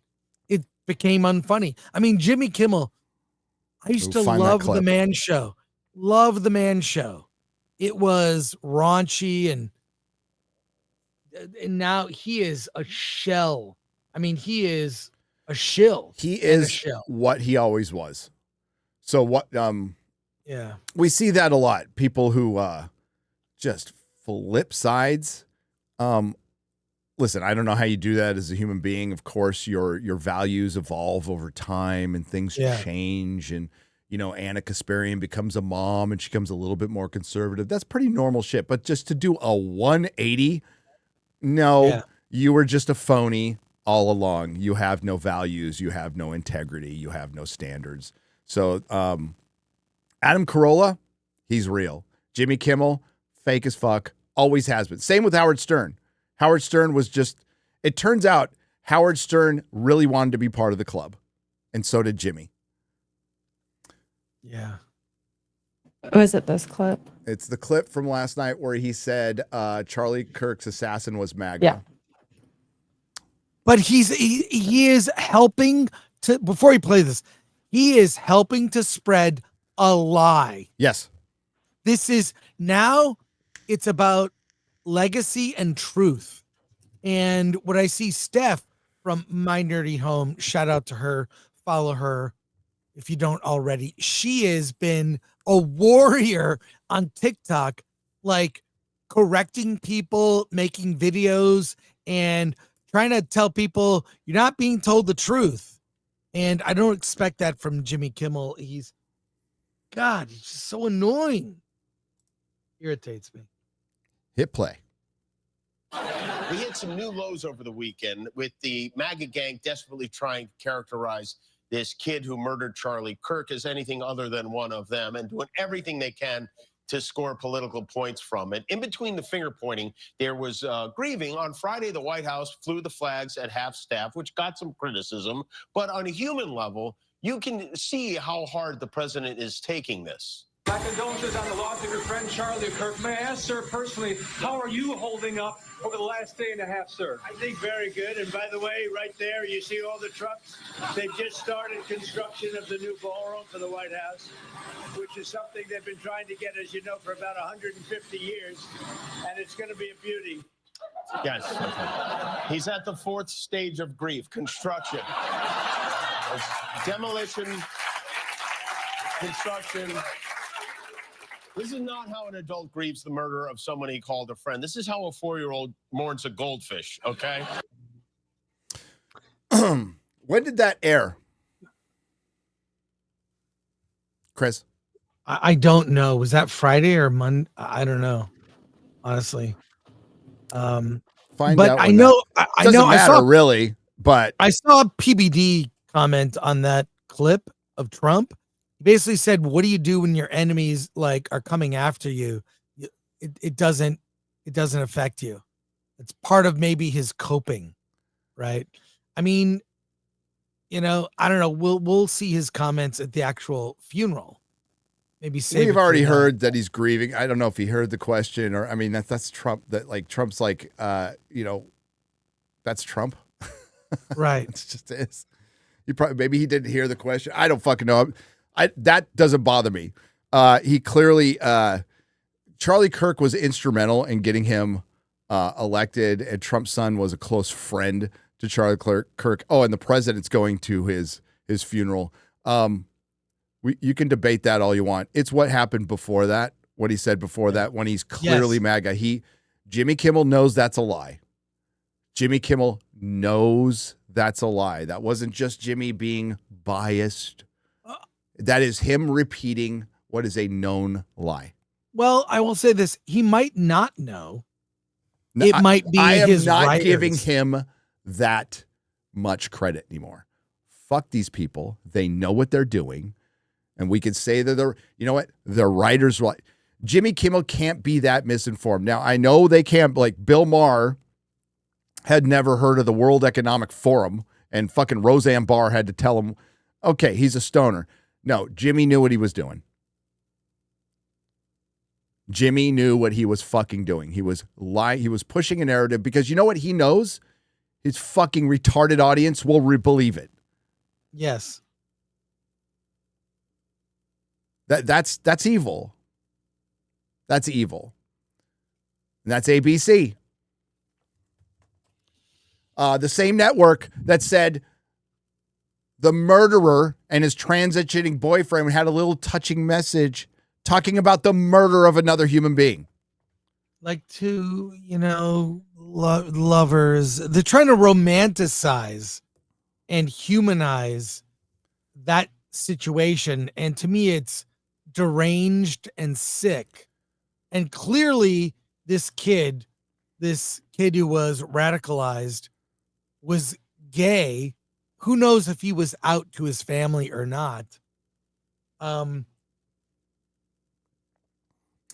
So that was Monday. Whatever. So that comes from Monday. So that's just day before yesterday. So we absolutely knew. Well, they knew within a couple of days because there was what was written on the fucking bullet casings. Yeah. And nobody, okay. What's the motivation of somebody from MAGA assassinating Kirk? Let's hear your theory. I've heard some stupid ones out there. There's plenty of fucking retarded theories out there. But yeah. They're trying to protect a class of people that they have been trying to promote, manifest. There seems to be I'm tired of this being fucking taboo. It's fucking weird how many people in Hollywood and entertainment and over there in entertainment, the BBC, have trans kids. It is. Yeah, it's weird. It is fucking weird. It's weird. It is vile. It is child abuse. And when you're running around with what didn't fucking CM Punk, didn't I hear Jeremy say CM Punk wore a shirt that said protect trans kids? What did they? Yeah. There's no such thing. There's fucked up adults who want to use their kids as accessories. Here's a meme that kind of gets into it. I don't know. It might be controversial, Gary. Let's go. I don't know if you want to show it. The slippery slope. Yep. The slippery slope. Well, when it gets in the hands of the elite in Hollywood, when they ride a trend and they value trend and ego over anything, that is their currency. This is what, and they're going to have to deal with it themselves. Remember Mommy Dearest, Chris? You remember Yes. Mommy Dearest? There's going to be a lot of Mommy Dearests written in the future about, an aging Megan Fox. This is just, I'm just hypothetical script out here. Megan Fox makes it to the age of 65. Her beauty has faded. She feels irrelevant. She's angry. And then she has to deal with all the kids she transitioned. Sounds like an Oscar winner to me. Yeah, James Woods has been commenting on this too. He commented about Cynthia Nixon and how kind of weird it is. I mean, seems batshit, but most people are batshit over there. But speaking of batshit, let's transition to Alien Earth, a show about a bunch of adults, 12-year-olds in adult super robot bodies, still going through puberty, fighting. Well, they're not even fighting with a pet xenomorph. It's not even fighting the xenomorph. It's Dr. Xeno Little. It's Dr. Xeno Little. Then it does what it's communicating. That was weird. It's just, it wasn't interesting. The alien's a MacGuffin. It's just a MacGuffin. It's not about the alien at all. And it's about robot kids. And the characters, this is some of the dumbest character work I've seen, this year, easily. Yes. And what's astonishing is the sets are so pretty. The sets are so well done. It's gorgeous. It looks great. It's, the big, and I would argue that some of the actors are really good. Timothy Oliphant, the actress who plays Wendy, I actually think she's decent. I think she's terrible. Oh, really? I think she's I like her look. I think, look, she's dealing with the material she has. And it sucks. I think they all are. Like, even Morrow, the best character, became a complete fucking moron in this episode. The best way to describe it is some interesting ideas, very pretty sets, executed horribly with some of the worst character work I've seen in Hollywood in a long time, and I've seen some pretty bad. This last 100%. episode brought it down to Ironheart level. Like, that's how it became comically bad. It was just like statically boring bad, and it was brutal to get through. But Mahler and I watched it last night, and we were laughing out loud. My favorite part was when low sperm count guy basically gets a face hugger put on him by one of the kids, manipulated by Morrow, whatever. So the alien comes out of his gut and he dies. So as Mahler pointed out, now his sperm count is lower because he's What's dead. funny, when you say low sperm count guy, I couldn't there were like 3 characters that popped in my head. No, he's the one who literally said to the 12-year-old girl in that's right, episode he says 1, that line, I have a low sperm count. Like, who in the fuck says that? Right? There are many weak men in this show. So the kids, they're in a hurry. They're trying to get this guy with a face hugger on before the alien comes out tomorrow, right? He's late. He doesn't show up. They get there on time. So they take the dead body and they somehow, in the middle of all this craziness, build a raft for the body to get it. And it's like, my description doesn't do the absurdity justice. We were laughing so hard. It's like, where did they get the saw to cut the bamboo to build a raft with twine around it and everything just to carry a dead body you could have dumped in the river, which ends up getting dumped in the river. When Isaac was eaten by the bugs, the flies who are organic, but they evolved on a planet that didn't have anything organic. So they evolved in eating minerals, but these bugs were organic. I don't know how that works, whatever. They killed him. And then Wendy comes in and asks Timothy Oliphant, how did he die? And what was Timothy Oliphant's response? Science. Yeah, science. It's the worst fucking line I've ever fucking heard.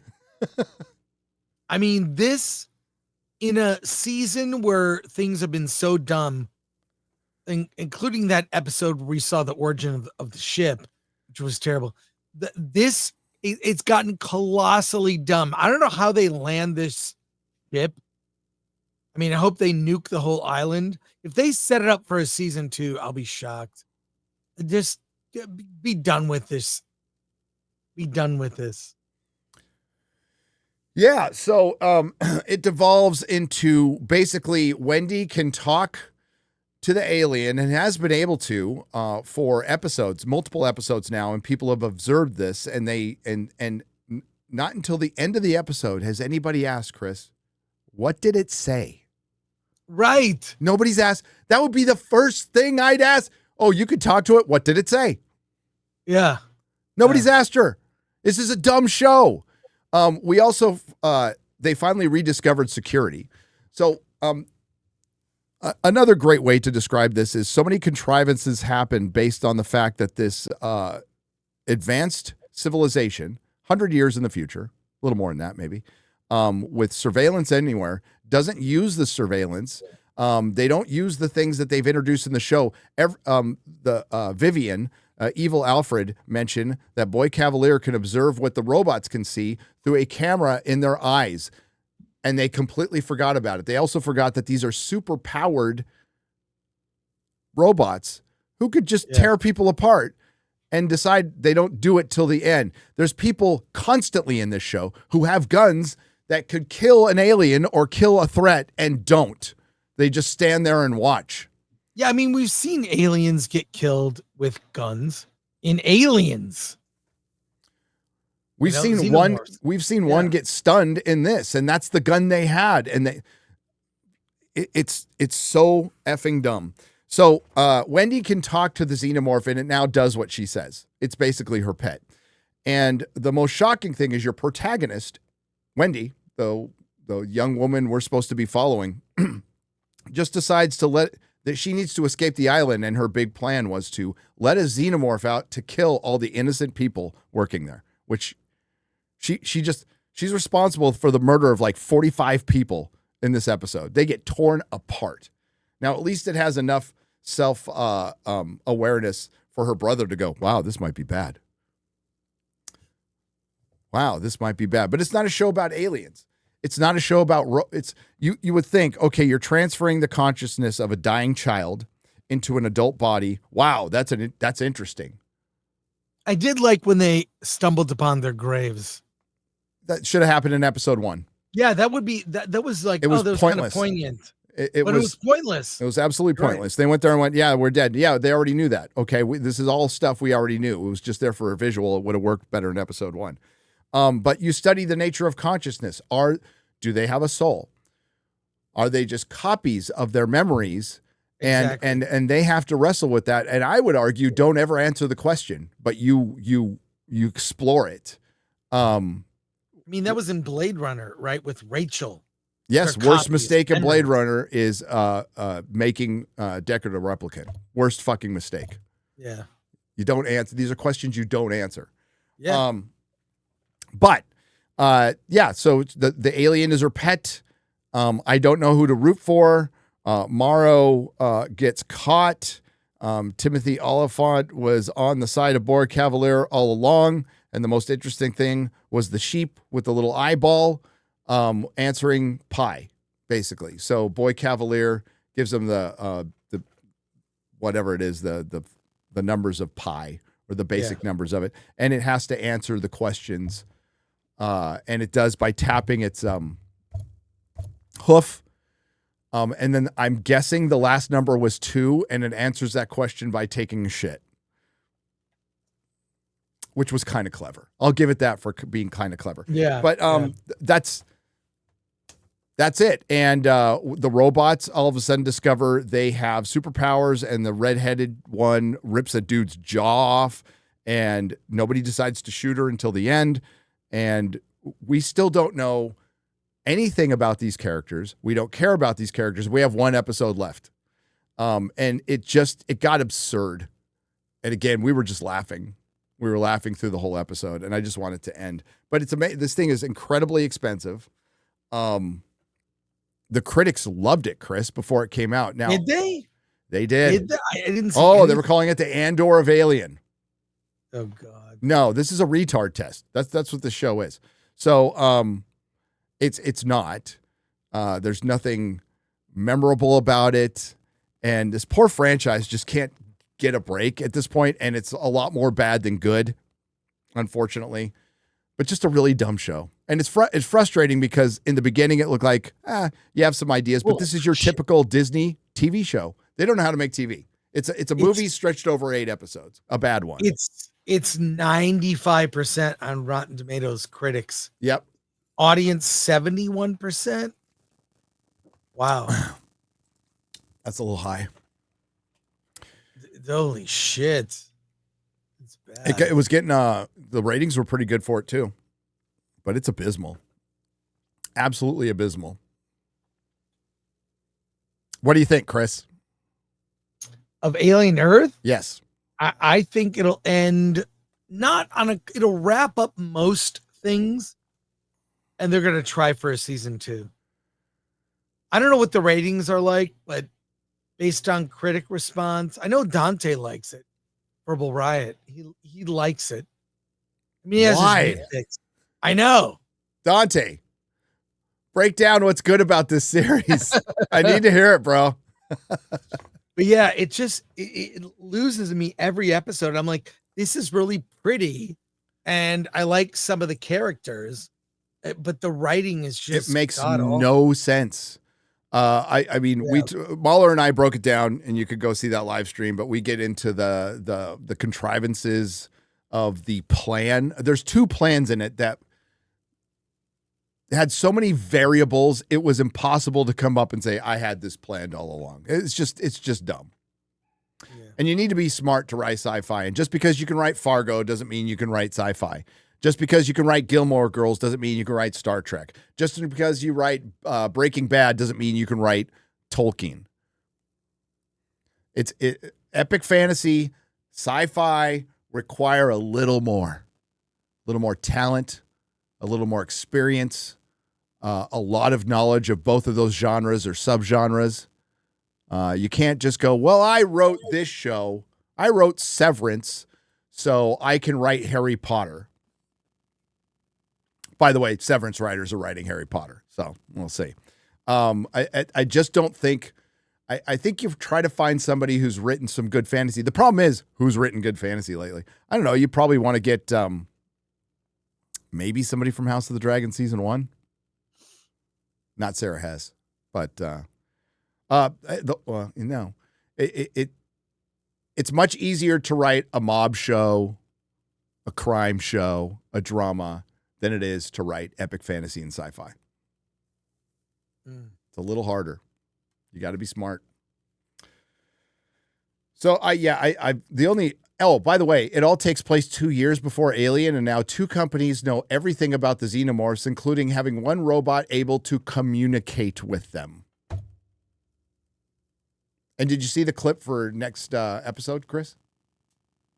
No, I didn't. As soon as it ended, there's a line in it that we predicted what happened in episode 1. It's like, Wendy goes, maybe the xenomorphs. Maybe we shouldn't be afraid of the xenomorphs. Maybe they should be afraid of us. It's like, oh, fuck off. Mr. Christmas for $6.99. Gary, remember when Robert Redford played Death in the Twilight Zone episode Nothing in the Dark? Yes. Yes. One of the greatest shows ever written. Ike Alice for $20. Had an idea for woke Hollywood parody a few years ago. Island discovered with new race. Studios scramble to be the first to write a script. Arrive and make a movie in order about the new race so they can be the most diverse studio. They should. We don't have time to watch it now, but the Anaconda trailer, I kind of like the angle they're taking. It's funny. It's time to reboot Anaconda, and 2 guys are just going to make it themselves. Paul Rudd and Jack Black. It's fucking Jack Black, though. To go make a movie. It looks funny. It looks like they're trying to be a little bit Tropic Thunder-ish, a little bit, but we'll see. Yeah.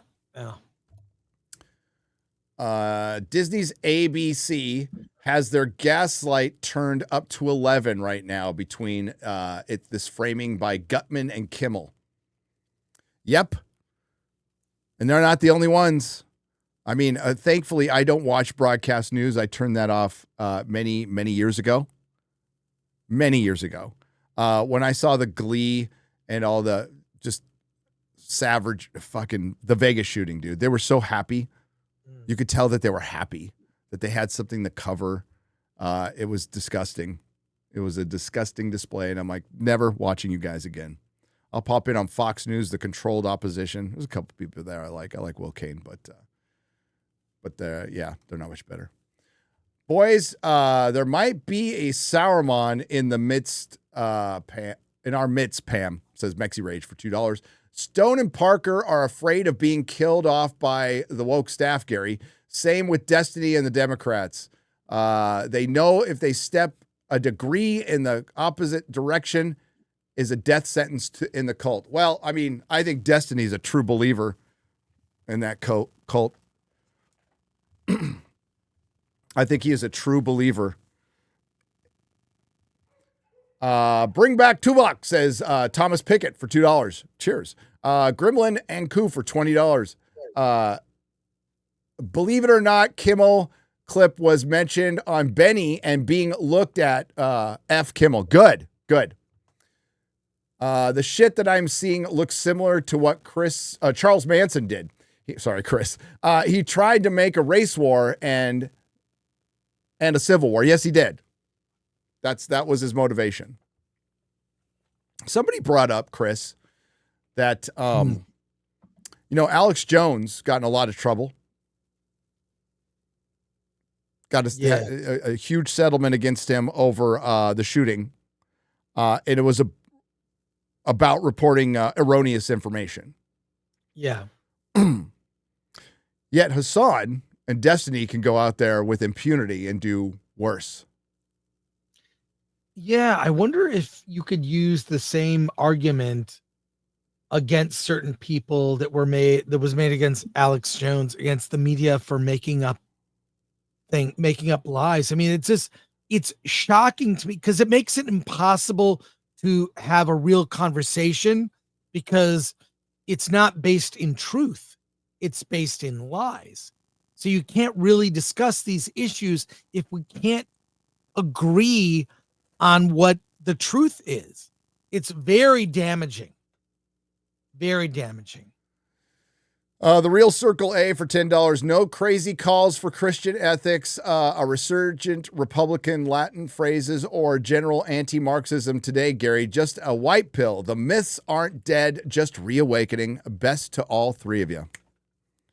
Always remember, the black pill is a suppository, and it's dark times, and it fucking sucks to see this stuff. And, Charlie Kirk was a decent guy. We lost a decent guy who was a much more powerful voice than maybe I even knew. His impact now, I mean, again, he's a martyr. It's been put into the stratosphere. It's brought people together, and this has gone to the stratosphere again because of the message and more people seeing, hearing the lies said about them and about him and just going to the context of what he said. And they're going, wait a minute, he didn't say that. That's not what he meant. He doesn't hate he doesn't want to erase the LGBTQ community. And nobody does, by the way. Okay. That they really need. The satanic panic of the left is Nazis and white supremacy around every corner. They need this they need this enemy to exist, and it doesn't. Satanic panic. That's what it is. And it's led to this. That rhetoric from the mainstream media, from the progressive left, from the fucking terrorist cells that we all goddamn know well. There's a bunch of them in this country from a bunch of factions. From very rich, stupid people or very rich, evil people, and I'm going to side more to the evil people who have been backing this, who have been funding the riots and funding the division in this country. The kind of thing that they were accusing Trump and the right of. Always accuse your opposition of what you are doing. And that's what they have been doing. And they need to follow that money, by the way. They need to, Antifa is a terrorist organization. They need to find out who's funding it because they will, you know what? I bet you that leads them right to Silicon Valley and Hollywood and Washington. And maybe that's why nobody's investigated where the money comes from, because it might be one of their pals. And I just want the truth. And I don't give a fuck who it exposes. I don't really care. Because that's where it needs to stop, is the funding. And it's obviously being funded and very well coordinated and funded. Johnny Fizz, again, remember, Chris, there were times in the past I was accused of being funded. You were accused of being funded? Remember rewriting Ripley, Chris? Oh, right. Yeah. So we were accused of being dumb. funded, coordinated by Steve Bannon. Yeah. That's I mean, sure, weird. I just got off the phone with him, but Right. and they connected it to Rush Limbaugh, who was dead. Yeah. Oh, and they had the backing of Disney employees. Johnny Fizzle for $10. How long till Hollywood makes a movie glorifying this tragedy? They won't use the real names and they'll just change a few things up, but I feel like this is something they'll eventually do. Well, Johnny, I bet they'll do, they'll pull an Adolescence and they'll just race swap Charlie Kirk with a black guy and make him a Democrat. Would you be surprised? Get the Netflix adaptation? Oh my God. It's become, it's such a joke. Netflix. Oh, that won a bunch of awards, and I heard it's good, but the problem is that the story it's based on it's nothing like the story it's based on, and the propaganda that they were pushing was indeed propaganda because the guy who wrote the fucking show said so. He's like, we were trying to specifically send a message. Jamie Lee Curtis is in tears in recent interview over Kirk's assassination, felt very genuine and honestly surprising. There's some humans there.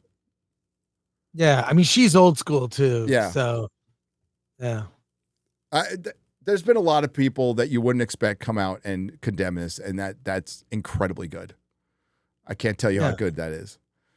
We need that. So for her to do that, well, you know, she's being human, and we could disagree on stuff, but nobody wants to see this. I don't want to see this violence. I don't want to see it happen to anybody. And even I talked about Osama bin Laden. Like, I wasn't fucking cheering when that happened, although it's probably well deserved.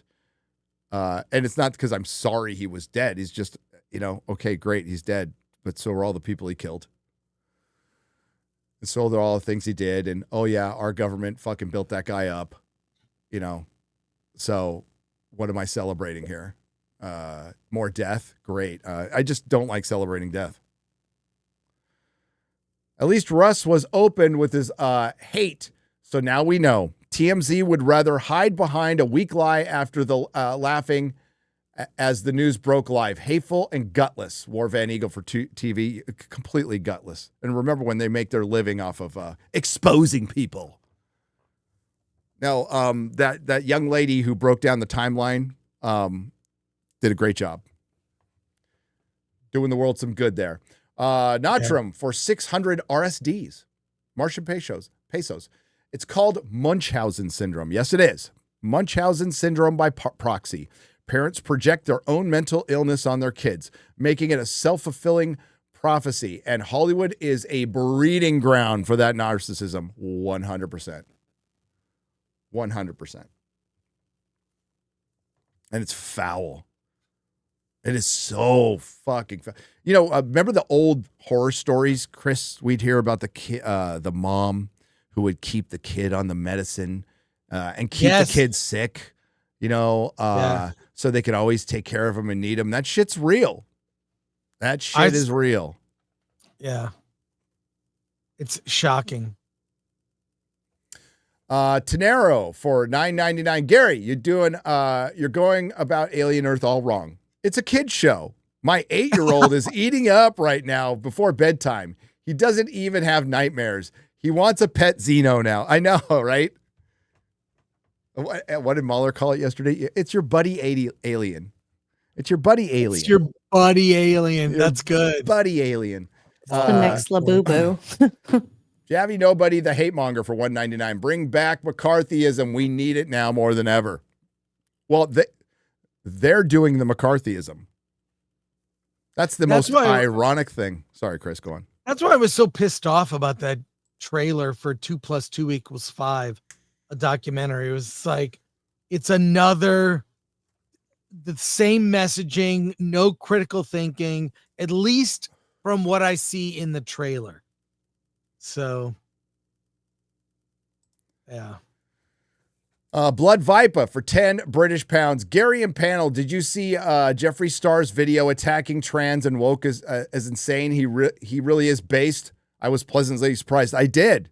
And we need to see more of that. We actually, if you want to be if you want to be called a community and you want to be a part of a community, that means you are connected to whatever that community does. So I think it's good to and it's the hardest thing to call out your friends and your side, but I wouldn't see it as a side, and I don't see this as a political issue, although the mainstream media is trying to make this a political issue. It is it's a basic moral issue. It's a basic moral. We lost X-ray. What you looking at, Chris? Kind of okay. Can I just share this? Yeah. It pisses me off. Where'd X-ray girl go? Yeah, she just. Doing the OBS virtual cam. A patron went to Starbucks this morning and ordered Charlie Kirk's favorite drink, Mint Majesty with honey. When their cup came back, it was marked with the word loser across it. And then they have a picture. Call Starbucks out. Yes. Yeah, here it is. Right here. There it is. Loser.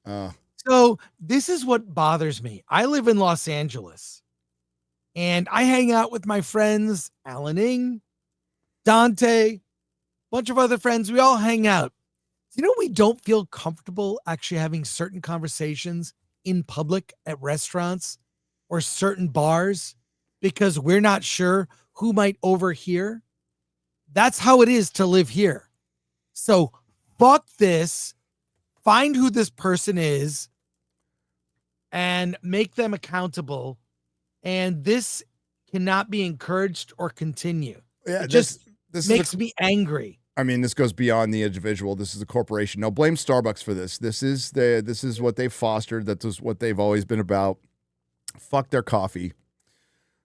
Yeah, I don't go to Starbucks. Never going back again. Never going back again. Done. I have Nerdrotic coffee. You got Geek Grind coffee. Now. You got Timcast coffee. You got Coffee Brand coffee. There's lots of coffee out there you can choose from. Yep. I've got another coffee place near me that I use just because it's locally owned, you know, now. And fuck them. So this just really pisses me off because this is that thread I sent you, Gary. I know it's long. Of course. Oh, no, it's okay. Go on. This thread that I sent you, it's very long, about that Normies waking up. You've seen that thread? Yeah, the thread is great. Yeah. You want to share it real quick? We can. Oh, I just brought it down because I thought you were looking at your DMs. Yeah. So you ready? This is the thread from Robert. Yeah, we don't want to see any dick pics. Yeah. All right. I put the dick pics away. Robert M. Sterling. It's about normies waking up. Normies who aren't perpetually online, whatever. It's this is a great thread worth reading, maybe more for FNT because I know we're wrapping up today because we're only doing a 90-minute show. I say that. Yeah. Well, with a wink. With a wink. Well, we're still. If you want to read this, I sent this to you. There were 2 threads I sent you. They're really important. Yeah. I have one was about trans ideology. This one about Norm. You really need to read this. I've read them both, and basically, we'll skim this one as much as possible. So, my liberal friends are completely oblivious about how radicalized the last week has. Let me read that again. I'm sorry. My liberal friends are completely oblivious about how radicalizing the last week has been for tens of millions of normal Americans. Zero clue. I'm not talking about people who are online in quotes. I mean regular, everyday Americans, normies, term we use a lot around here. People who scroll through Facebook posts and Instagram reels from the Dutch Brothers drive-through line, political moderates who the vast majority of this country, by the way, who have water cooler chats about Mahomes touchdowns and Bon Jovi concerts. Well, that's your problem right there. Yeah, well, That's a live stream for another day. Not Twitter threads or Rachel Maddow monologues. Millions of them, tens of millions of them. They're logging on, they're engaging, and they're furious. And I'll be candid. I'll be candid. They blame you guys. They blame the left. Regardless of whether you believe it's justified, they think you're the bad guys here, and they are reacting accordingly. I already could hear some of you racing towards the comments to start screeching in moral indignation, so I'm going to be blunt. Shut up and listen to what I'm telling you. Your movement will lose any semblance of relevance if you don't develop some small measure of self-awareness, and absent someone force feeding you bitter medicine, you guys collectively lack the humanity to do it on your own. Here are the facts. Tens of millions of Americans started the week seeing a 23-year-old blonde woman, a young woman in whom virtually every parent watching pictured their own daughter. Great Sam Hyde video on this, by the way. This is your sister. This is you. And they saw her get murdered. Fact 2. Brutally. By the way, Slava Ukraine. She's Ukrainian. She's a Ukrainian refugee. She fled a war-torn country, a war that we're responsible for, a war-torn country, and so is Russia, believe me. But we definitely played our part. And so is Ukraine. Let's be real. Everybody's got, but she fled the horror of war, and all these people who had fucking Ukrainian flags and Slavic Ukraine, I don't hear shit. Brutally murdered as people watched, and they didn't help because it was a white girl, and we need to say that.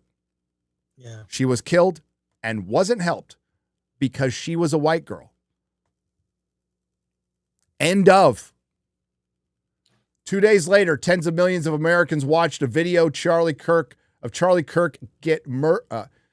2 days later, tens of millions of Americans watched a video of Charlie Kirk get murdered speaking to college students. Millions of these people knew who Charlie was. Millions of them didn't. Upon seeing the video, however, these normal Americans from across the land and across the political spectrum agreed that he was the victim of a terrible, fundamentally unjustified crime, and their hearts broke in sympathy for his family.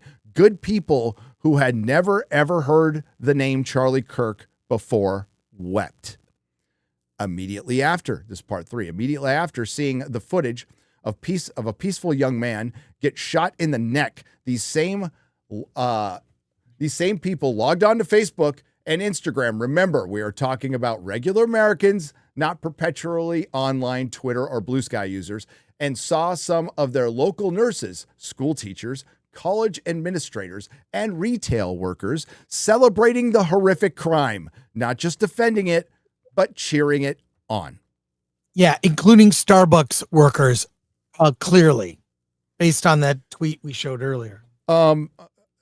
Isn't today some bunch of fucking crazy leftists want to break Trump's economy by not going to work?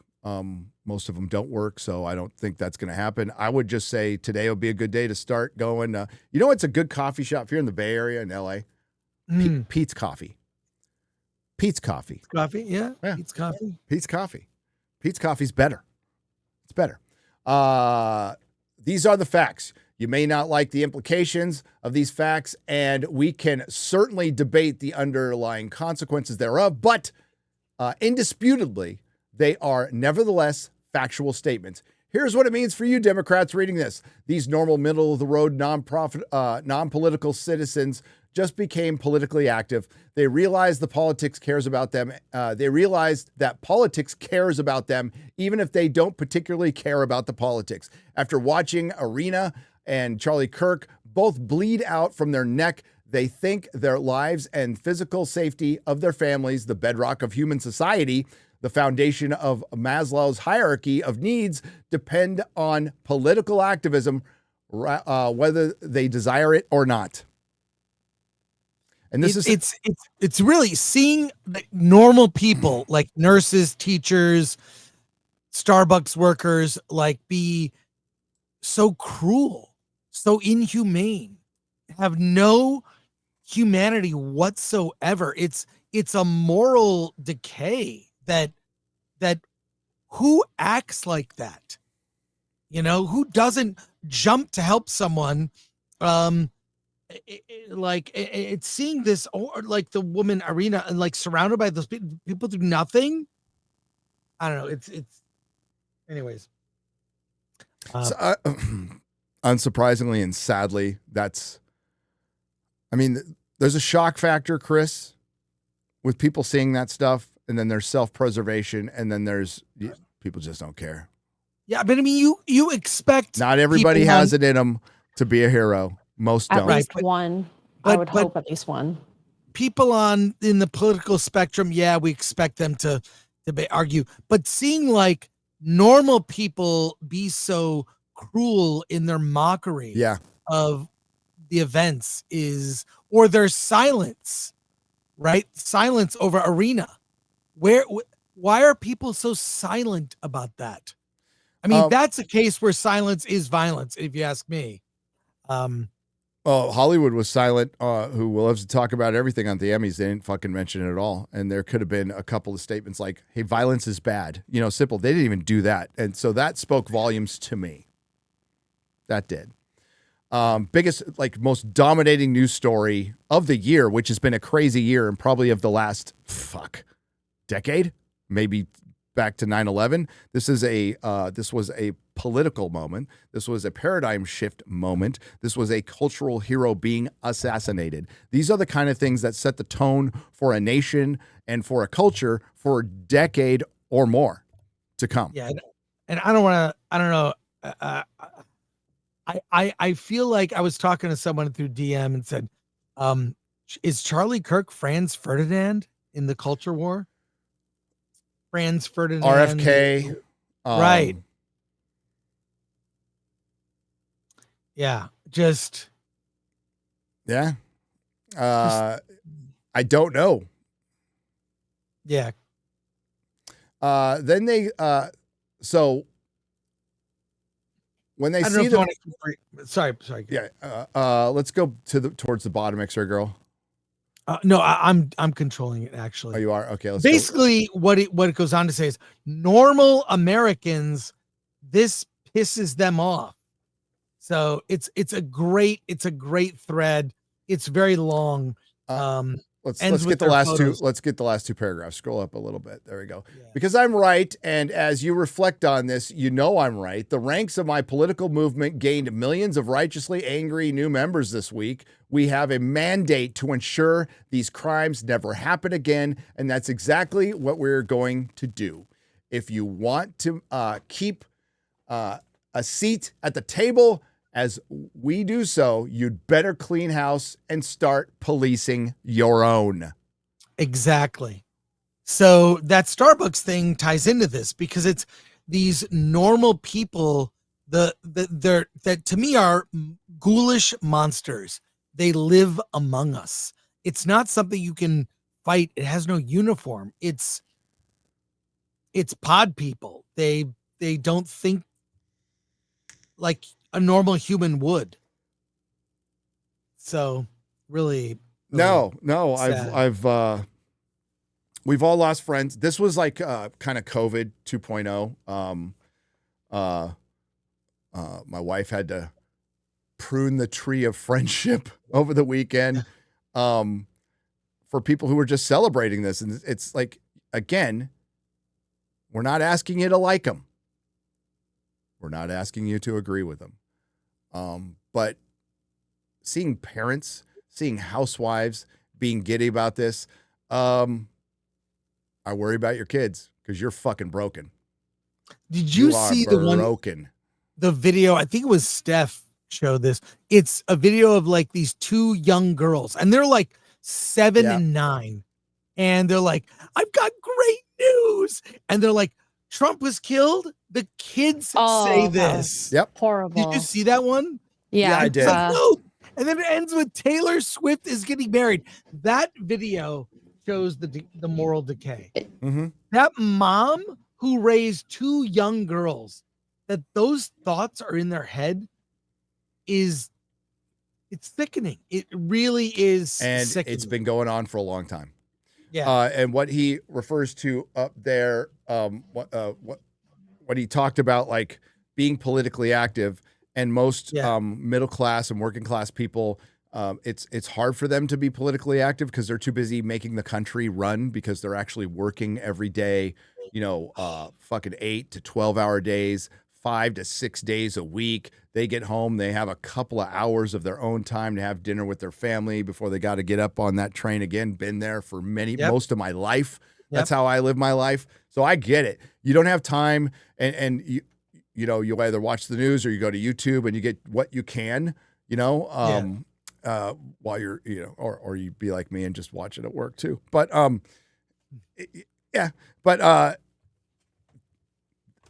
we have to make time for this now, and it is on, and I think if any good comes from this is more people see this, this, and it sucks because again, you're working your fucking ass off. Like you're like, I just want to live my life in peace, but they don't want you to live your life in peace. They want to take away, they being the Marxist movements in this country, they want to take away your property. They want to take away your ability to own private property. They want to take away your freedom of choice for work, because fundamentally that's if you get your communist utopia, you will be assigned jobs. And they say, oh, that's not true. I'll be able to blog and make my music. Yeah, right. You might be able to paint the shovel you dig your own grave with. Maybe that.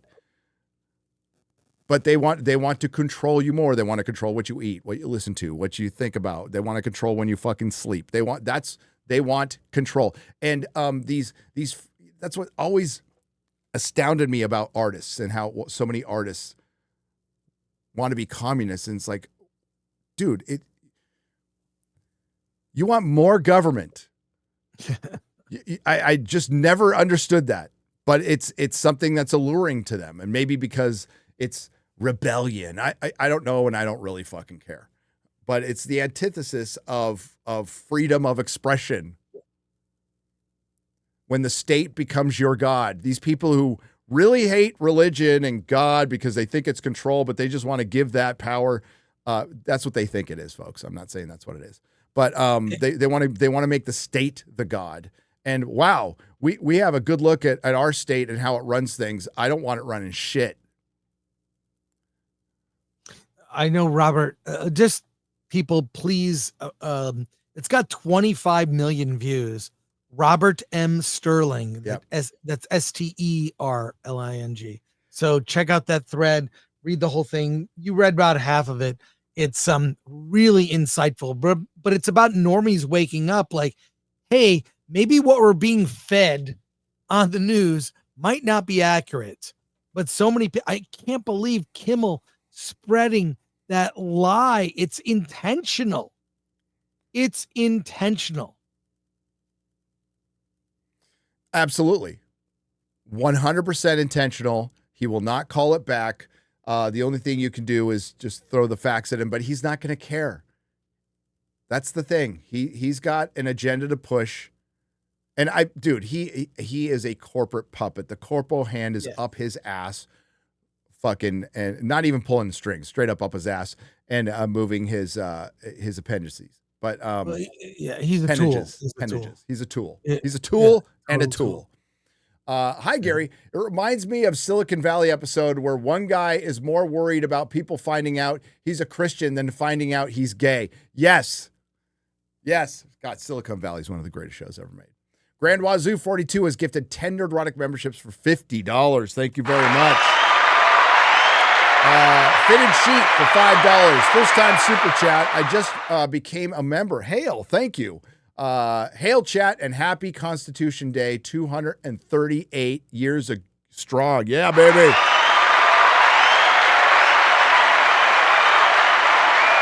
Dude, that America 250 celebration is going to be fucking dope. I want to watch. I want to be part of all of that. Yeah, where is that? It's going to be everywhere. It's going to be in Washington, Everywhere. but it's going to be everywhere. That's It's going to be like a World's Fair in each city. And I mean, correct me if I'm wrong, chat, but I think the center is going to be probably Washington. That would be my guess. I definitely want to come down for that. Yep. Mr. Christmas for $6.99. Gary, do you collect Legos? You should check out the Batman, the animated series display, and the new Arkham Asylum one they just released. I do, but I'm picky because I don't have a ton of room, and it's mainly just I think Lord of the Rings, and I've got like Hogwarts Castle, right? You have the Hogwarts Castle. That one's not made yet. You got the Rivendell and the Barad-dûr. Yes. So, yeah. And I think that's it. the Shire. Steph You have the Shire? Yeah, Steph came and did the Shire one. It's fucking I haven't great. seen that one yet. Great. That's why. Shlomi Leaner for $10. Have you guys ever played Expedition 33? It's an absolute masterpiece of a game. I love it, and it's probably my favorite game of all time. Gary, you should give it a try. A lot of my friends love it, Shlomi. Maybe. No Man's Sky is the one. It's probably really hard, but that's the kind of I like the kind of one where I can just roam around and build shit, but not Minecraft. Yeah. Shlomi says, besides for Batman, what kind of DC characters would you like to see in the DCU show? I think Ted Kord and Booster Gold team up would be a lot of fun. I would also like to see Mr. Terrific series as well. I don't want to see anything in James Gunn's DCU. Yeah. Teen Titans. I would love to see a good quality Teen Titans. But you would have to build up to that because you would have to have Robin, and that means you'd have to introduce Batman and then introduce Dick. Because there's no Batman without Dick. You eventually have to, you eventually have to bring in Dick. Mm-hmm. Otherwise, it's a dickless Batman. The infamous El Guapo, 2 parts, says, for the last couple of years, I've referred to this show as the Dad Ranters, and I want to say before all hell broke loose last week that the show had epic rants, and Chris never apologized for this. This is why we are here. Also, thank you guys for the last week for speaking up. I also want to say that I love that you guys jump on your shows during the shit going down, and that does help us in the fellowship. Gary, you being on Ryan and Jeremy's show last week, Wednesday, is cathartic. Hearing you guys helping us and helping each other. Thank you very much. We all needed to talk about it. And when we were done here, because Chris had left, and it was a week ago today, and that's when I saw the shooting here. I just jumped right on Jeremy's stream. Then we went on Ryan's stream. We stream constantly because I think, for those of you who don't have family around, or even do, and we wanted to not commiserate, but we wanted to gather, and it needed to be cathartic, and we needed to talk about it because it was so fucking dark and so black pilling. Yeah. And it was a horrible event that I think has galvanized a lot of people, and that's the white pill you got to take from this. We can't give up now. They want us dead. I didn't know. I think it happened while we were still going. We ended the show, and then I think I texted you, and then I was, it was crazy. Like, oh my God. I mean, America is forever changed. This is the late 60s. This is like RFK, MLK. It's that significant. And things are going to change. And again, this isn't a major religious leader, although he was very much religious. This Charlie, he was a speaker, but he was also this is a podcaster. Yeah. You assassinated a podcaster, a pretty middle of the people go, he's the extremist. No, you're extreme. If you think Charlie Kirk, you might not have agreed with most of his values are family, going to church, but my family, my kids, living a pretty normal life. If that's extreme for you, if that is far right for you, you're the problem. You're the fucking problem. You don't have to agree with all his views. Nobody agrees with every views. That's the extreme. That's extremism. That's exactly what extremism is. Oh, I agree with you on 99%, but man, J.K. Rowling went off the reservation for one. She needs to die. I mean, that's Right. the definition of you're the extremist. You're the wacko. You're the problem. You're the cancer in this country. So yeah, they killed the nice guy. They killed the nice guy who tried to talk to you. And when people say, don't be surprised with what comes next, they're just being real. Yeah. And that's something we all wanted to avoid. The line, he died because of science, was a wink to the audience because the hybrid was told to follow the scientific method and he went, in which he died. Yeah, oh, I got it, Mark. I got it. And it came off horrible because it was relying on you calling back to that, and it would have to be interesting enough to remember it, which it wasn't. But it got a good laugh out of me and Mahler. But thank you, Mark. Hail, Gary, Chris, and lovely X-Ray girl. Don't give up your country. My parents grew up in communist Yugoslavia, and I was born in the socialist Serbia. It is that bad. Don't let these psychos win, says Nortram. Yeah, it's bad. It's bad. Thomas Pickett for $5. YouTube has a radio drama of Brave New World that was Alice Huxley's narratives. It is still good. I'll check it out, Thomas. Black-pilled Timon, meteor advocate. For $5 says, Chris, you should watch The Fake Judge. It's a documentary that is making some noise around the world. Demon Slayer. The fake judge? The Fake Judge. Yes, The Fake Judge. Why am I getting I just got a brand new cord. I wonder if my mic is just bad. Sorry. I'm getting a little feedback here. Demon Slayer for 40 yen says, Greg Rucka calls DC toxic under Jeff. Your opinion? Toxic under Jeff Johns? I need more context on that, Demon Slayer. So you're saying Greg Rucka was toxic with Jeff Johns there? I think Greg Rucka is a fucking male feminist, and any dude who unironically says toxic in a sentence is not somebody I'm going to take seriously. Brilliant for $1.99. Is it normal that I'm not excited for Doomsday? I think it is pretty normal at this point. I think it is. Shlomi Leaner for $4.99. You guys heard about the guy who peed in the middle of the theater for Demon Slayer? I did hear about that. Didn't he get his ass kicked? I mean, that was because he peed on a kid. He didn't just pee. Oh my God. He peed on a Ew. kid. Yeah. Little Platoon suggested that the South Park episode idea. Oh, yes, it was. It was. Yeah, okay. I'll find it. Because he did suggest the idea, and it was funny. Hang on. Gary said, or not Gary, Garrett said to take your phone away from the mic. My phone is far away. It's Garrett, thank you. Yeah, I got this really expensive XLR cable. That's awesome. So it has to be the mic. But my phone is like way down here. Here, I'll throw it farther away. Ow, fuck. Careful. Oh my gosh.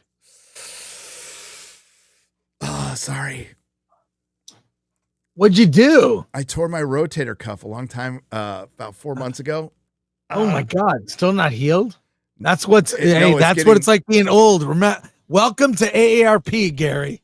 No, it's like completely torn, and I have to go. A specialist is going to go look at it. We're trying to avoid surgery, but I don't think we can. Sorry. Yeah, I've got little to no movement in my left arm. It's starting to atrophy. Oh shoot. Yeah. Because you can't work out. That I sucks. can't. Yeah, it's getting bad. Shit. But got to work too. I just, I could make a joke here, but there's a lady here. I'll stop this time. I'll stop this time. I can take my headphones out. No, it's all right. It's not even worth it. It's all right. I'm right-handed, so that's all I'll just say. I'm right-handed. It's all good. Everything that needs to happen can happen with the right hand. Okay. I think it's safe to come back. Yep. Where's Little Platoon? Little Platoon.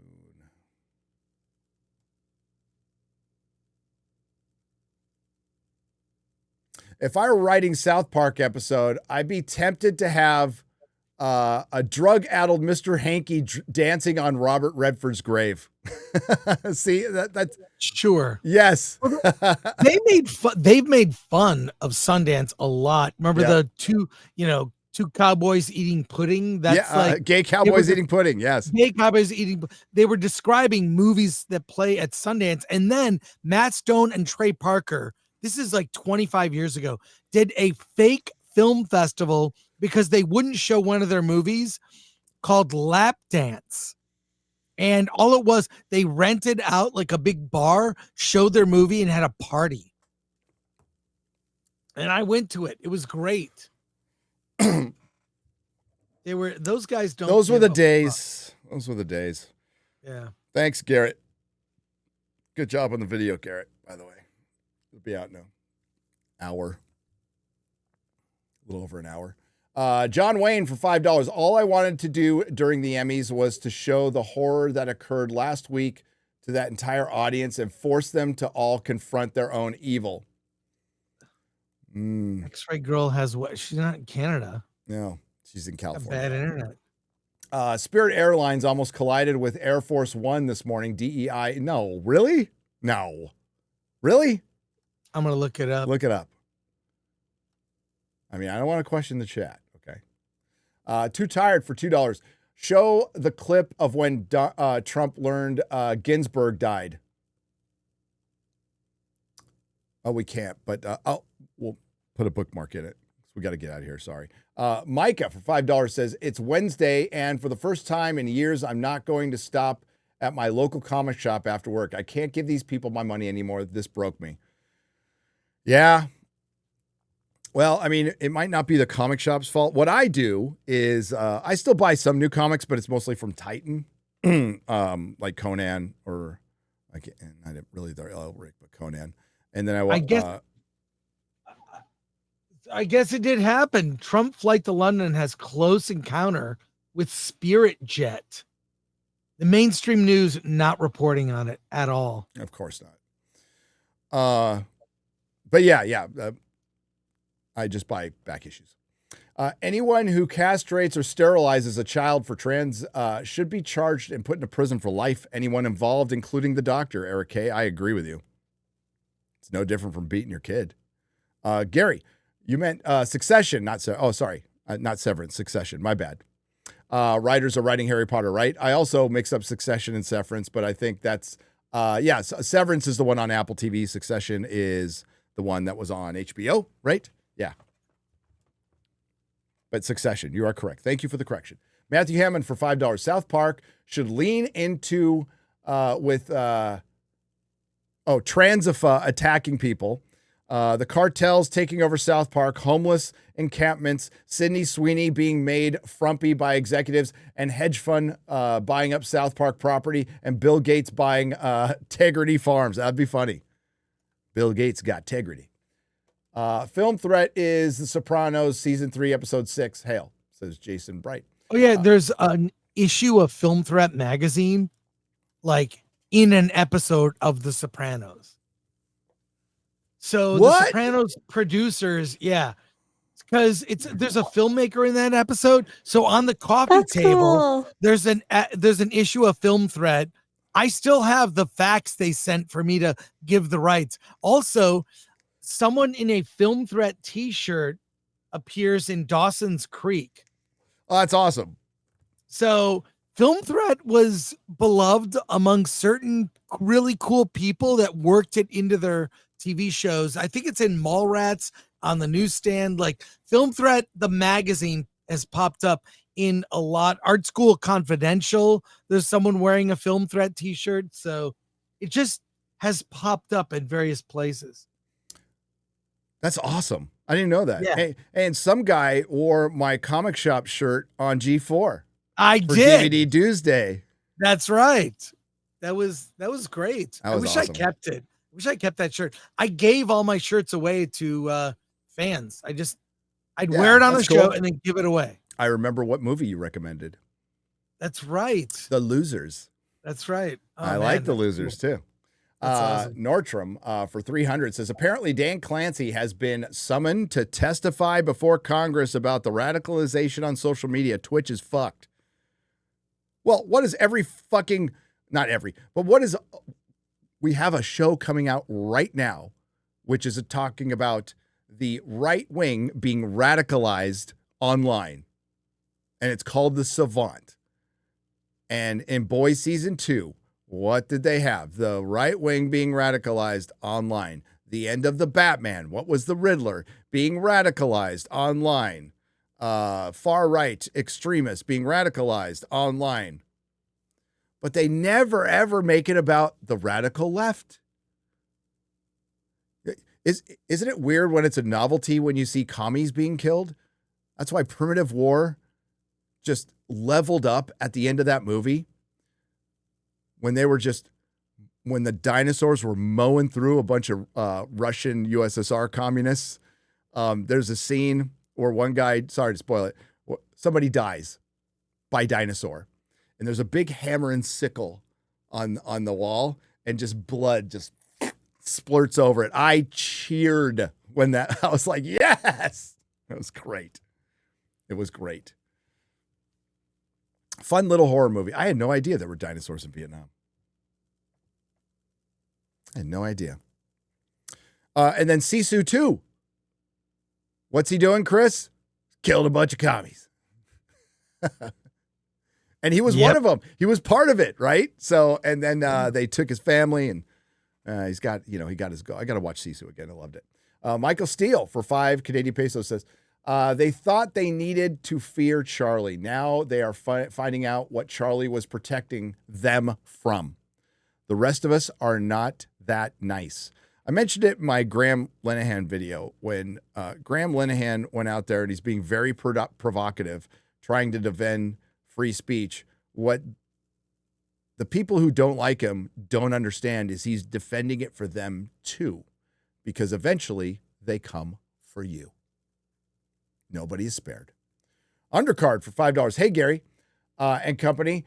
Here's a white pill for you, taking the family over to Point Pleasant, West Virginia for the annual Mothman Festival. Cheers. Ah, cool. I drove over that bridge. I drove over the Mothman Bridge twice on the way to Cosmic Summit. A JF for $5. Joe Rogan and McConaughey didn't mention Charlie Kirk once in their stupid conversation. Really?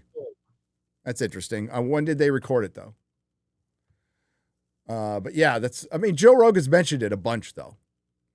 The Assassin's Note said he got the opportunity. He decided to do it this a week before.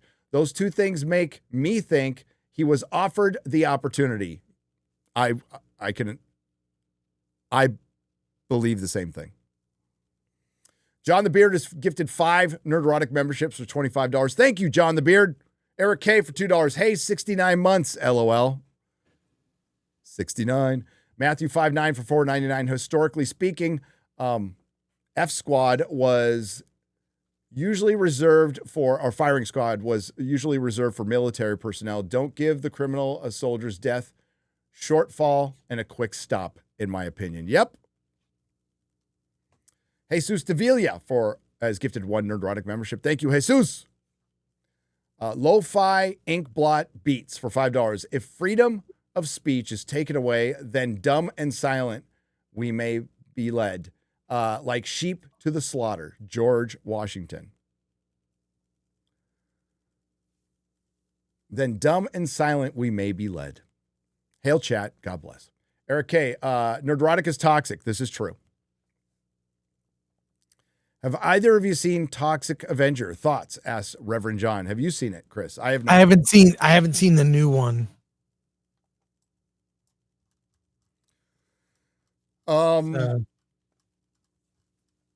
Here we go.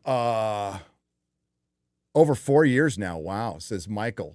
Has been a member for over 4 years. Hail. 48 months. Congrats on the book, Gary. R.I.P. Charlie. Thank you. I got to get back to reading that audiobook. Survived another cycle around the sun. Made it to level 59. Ravens Black Sparrow plays. Happy birthday. Happy birthday. Larry Radicalized says, I'll see your 5 years and raise you 2+ months. Oh, wow. Lots of anniversaries. Fitted Sheet, welcome to the Radicalized level. Kryptonian Jedi, welcome to the Radicalized level. 3 years down, 10 to go. You got an expiration date on that? I don't know if I'm lasting that long. Michael says, upgraded his membership to the Fellowship. Thank you. Oh, it's the Fellowship now. They made it. They changed Nice. it. Okay, good. It actually got changed after all these years. Hail Fellowship, have you seen Ed Gein trailer? Looks disturbing. I have, and it does. Gus. Gary, you see the new Y-Files? X-Ray Girl was in it. Oh, she was? No, I haven't seen it. Oh, I need to watch this. One of then. the greatest channels on this platform, and they do something very similar to true crime, except it's not as dark and murdery. Sometimes it is. They basically give you the lore, the background on ancient civilizations, UFOs, Bigfoots, big feet, whatever. Sasquatch, conspiracies. I'm sure you've heard of AJ at the Y-Files. 5 million subs. They have their old content running 24 hours. It is highly entertaining, well produced, informative, and fun. Go check out the Y-Files. Beach Dad. Gary, did you watch the new Anaconda trailer? Thoughts? I kind of liked it. I did. Give me what I desire, Chris. Spinal Tap 2 details. I don't want to ruin stuff. It's just very good. Elton John is great in it. Paul McCartney. It's short, like 80 minutes. It flies by. There's funny stuff through the credits. Just go see it if you love. It's a worthy, second film to Spinal Tap. It's a great way to. I hope they don't make a third one. This is just perfect way to end it. Eric K, who's a member of the Fellowship. Spoilers. What if we have not seen this Star Wars or Star Trek movies yet? Come on, man. Well, when I finally suffer from dementia, I'll see him for the first time again, Eric, just like you. You're old like me. What do you got? It's a bacon bowl. It's a bacon bowl. Great. It's you can make a bacon so into a good. bowl for salads or dessert, a burger, anything. It's great. Wow. In the Just eat microwave. bacon. This is I got to clean up this room. There's a lot of weird.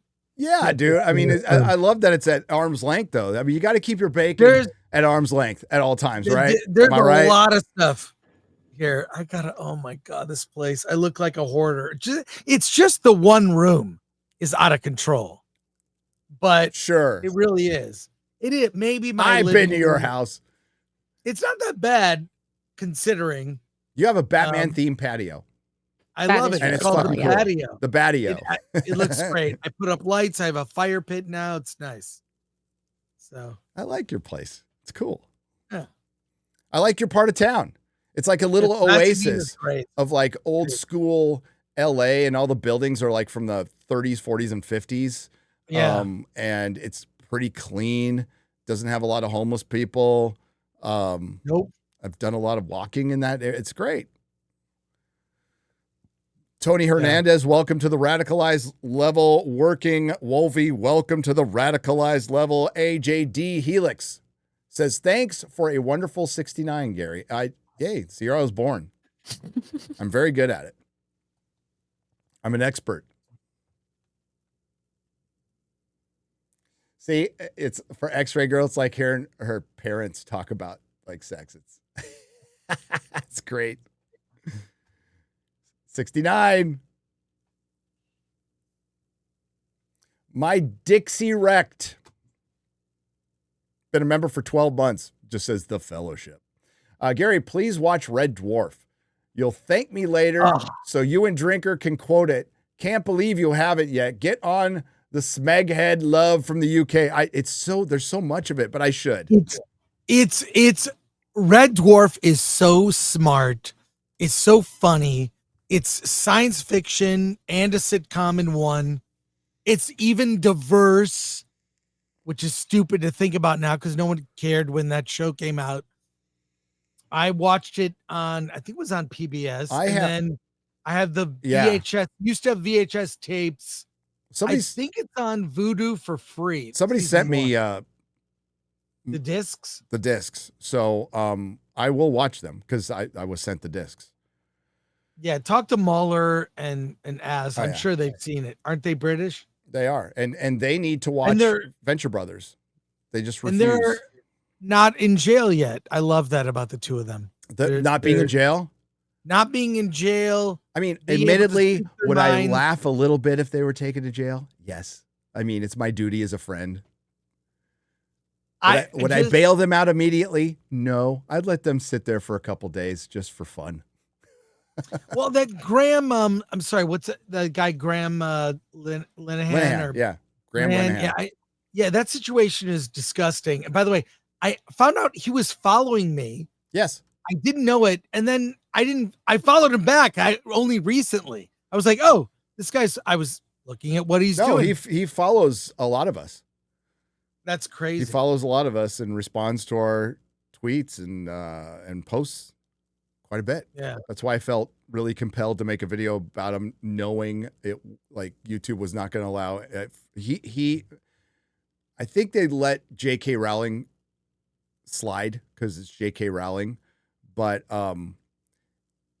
his views on the world, these extreme views that men are men and women are women, and small furry creatures from Alpha Centauri are real small furry creatures from Alpha Centauri, is considered radical on this platform still.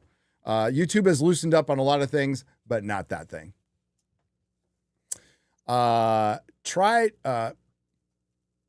PT tried to tell me MAGA and Christians are behind all the shootings. I told him he should change channels and do some research. It's like their religion. It's a replacement for religion. Many have said that, and it is true. Aliens, the Dark Horse comics, stop there. Says Snakes and Funerals. 100% agree. I think there's a video game people like you can watch too, but that's it. Woke is the Westboro Baptist Church of the left. Ooh, great description. Recep the cripple. Welcome to the radicalized level, Nortrum and Alicia C. 2 cents. Says, did you see the video of the guy in the crowd cheering after he got shot? Seen on YouTube channel, Maudie Speaks. Yes. And his cope about it was questionable. All I want in return is to see Chris Gore booms.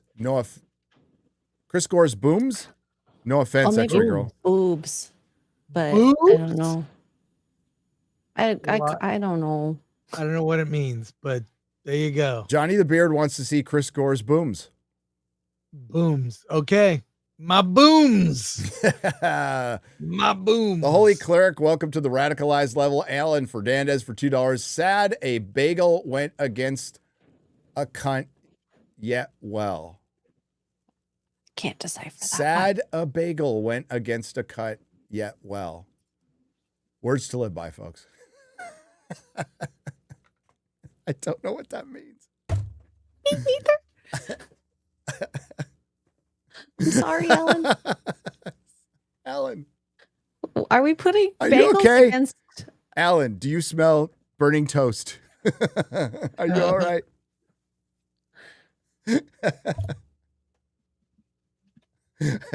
Confucius say, sad a bagel went against a cunt yet well. I'm going to clean my room while you're reading super chats here. We only got 2 more. Start Stargate SG-1 already. We have a review show on Thursdays. If you ever get caught up, do you have any of the Stargate comics? I do, Sons of Shadows. I actually do. I haven't read them yet. Hey, Sons of Shadows. It's up. Geez, you guys are old. Ugh. VHS You're not was wrong. old when I was 6. You're not wrong, John the Beard. Yeah, that's VHF and UHF. I remember. It's also a movie by Weird Al. All right, we're going to let it go there. That was a great 90-minute episode, Chris. Perfect 90 minutes. 2 hours and 40 minutes into a 90-minute episode. Jesus. Gary, yeah, we're going to do a tight 90 today. Well, I got to get a video out, Sure. which will be out in 45 minutes. Yeah. 2:30. I usually release them at 2:33 anyway. About The Witcher. Back to got to do some normal stuff. Got to roast Netflix for even bothering to finish this show. Yeah, that looks god awful, by the way. Dude. The Witcher, the new Witcher. I saw that trailer. What a god awful. Why did they not just? There's a Forbes article out there. Is it about Henry Cavill's? No, it's about how pushback? much it cost. Really? Yeah. That's crazy. I'm awesome. Thank you. Says Alan Fernandez. You are wise as well. You should make a T-shirt. Put it on a T-shirt. To buy Chris more time to clean, says Steel Egg of History for $2. Hail, Steel Egg, brother. I'm cleaning my little area here. I got notes from people. I got crazy shits. Crazy shits. Just people mail me weird shit. All right, we're going to wrap it up there. Chris, Hollywood on the Rocks coming up. Hollywood on the Rocks, 1 p.m. Pacific, 4 p.m. Eastern. We're talking Hollywood's reaction in the wake of Charlie Kirk's assassination. We will look at the positive and the negative. Yep. And it's gonna be a lot of fun. We have an interview with a filmmaker, and then we're gonna react to all the trailers we didn't get to react to, including Anaconda, Deathgasm 2. What's this? Good Boy. We'll have fun. Hollywood on the Rocks. There you Hollywood on the Rocks. Does Chris own a Floby? Asks Highlander for $2. go. I know what a Floby is. I don't even know what that is. What is it? It's a thing to cut your hair. And What hair? Oh, this is so interesting. What hair? don't look It, up. it looks like a hair look up dryer. videos of a Floby. What hair specifically? The head. Oh, okay. Hair on your head. So, yeah. It's so weird. That is I do totally the not kind of own a thing. Floby. That is totally the kind of thing you would own, though. Yeah, It it's like is. just a vacuum that cuts your hair. No, the thing is, I don't do, look, sometimes I take a shower before I go to bed. My hair just does this, and Looks great. it's fine. It's whatever. Jeremy wears a hat of Geeks and Gamers because He's got a obviously fro. he's got a fro, or he's completely bald. I don't remember. He's got a fro. Yeah. Like, I think he should let his hair just grow and just get that bro fro going. I think you can't say Jew fro because he's not Jewish. So He's not. it's a bro fro. I think Tim Pool should have posed with a photo of his baby, but the baby has a beanie on. Yeah. That would have been so funny, but he didn't do it. I know he's a dad. Congrats to him. Congrats. There you X-Ray Girl, what do you got coming up? Poor Choices tonight at 8:30 p.m. Eastern. Gary's doing a nooner tomorrow at some point or at night. It's going to We'll be figure it out. at night. A nooner at night. A So nighter? it's Nerdrotic at night. There we go. We even have a new thumbnail for it after 4 years. Finally updated that thumbnail. It takes The time. niner. It takes The time. niter. The niter. He has gray balls. Ha ha ha ha. I mean, Chris does, or Probably me. I don't. Oh. But what is this? well, a lot of us will All right. eventually. You know what I'm saying? Like, gray that was balls. one thing. One of my clients told me, she's like, they prepare you for gray on your head, but not down there. Geez, old man, talk. No. No, Chris is busy cleaning right now. All right. So Witcher video drops in a little less than 45 minutes. Cool. And then nooner tomorrow night. Then we have Akeda joining us on Friday Night Tights. If Asmongold has shared his videos a lot and fails to mention his name, but at least he puts the link in. And he's on Tuesday night's main event. He has he's well-informed, good takes. Well-informed, good takes in the nerd sphere. I look forward to Asmongold being on FNT one day. He's always That'll be welcome. great. He's taking time off Always to take welcome. care of his poor dad. So Yeah. best of luck Yeah. to him. But he's right always choice. welcome. I don't know if he does collabs like that, but he's always fucking welcome. He'd be awesome. And Beardo, will he be on FNT someday? Maybe. But I have to say it's a lot more fun watching him suffer. Well, after Epic Mike has been on like 50 times, consider Beard. I'll consider it. It. Mike is great. I love Mike. Mike. He's awesome. Yeah, well, that was a good show last week. It was tough, but thanks for coming on, Yeah. Chris. It was a good show. Yeah. Dude, yes, old man Thanks for talk. having me. No disrespect. Oh, none taken, John. Yeah, it's just like two old dads complaining. Bro, disrespect the hell out of us. We don't care. Yeah. Gus, I'm Cuban, lost a lot of family to communism. They all ended up at the end of a firing squad. Communism is bad people. Communism fucking sucks. I spoke to a Cuban actor at the San Antonio Film Festival, ironically enough, right when the Let's Talk About stuff was going on. And we talked, he's still progressive, but he did talk about like one of the first things the communists did in Cuba was separate children from their family. Yep. Gary, you should 100% reach out to Brett Mauser, anti-woke SATX filmmaker, San Antonio, Texas filmmaker, for a film cameo. I have worked with him several times. He is a local and a big fan of yours. Okay, Chris knows him too. Gary, It's the same thing. I Same thing, doubled okay. it. All right, cool. We got to go. I got to go over the video. Thanks, Garrett, for getting that all ready. And we'll be live again tomorrow. And go watch Film Threat at 1 p.m. Pacific, Hollywood on the Rocks. They're going to talk about a lot of fun stuff today. Plus, Alan Ng will be there. Everybody's favorite, That's right. favorite Asian. Alan Ng, the Merciless. Thank you to the Nerdrotics. Thanks to everyone who left super chat and donation. You help keep the lights on. Thanks for participating. Hello, all the lurkers. We appreciate you guys, and we'll see you next week. Later. Boobs.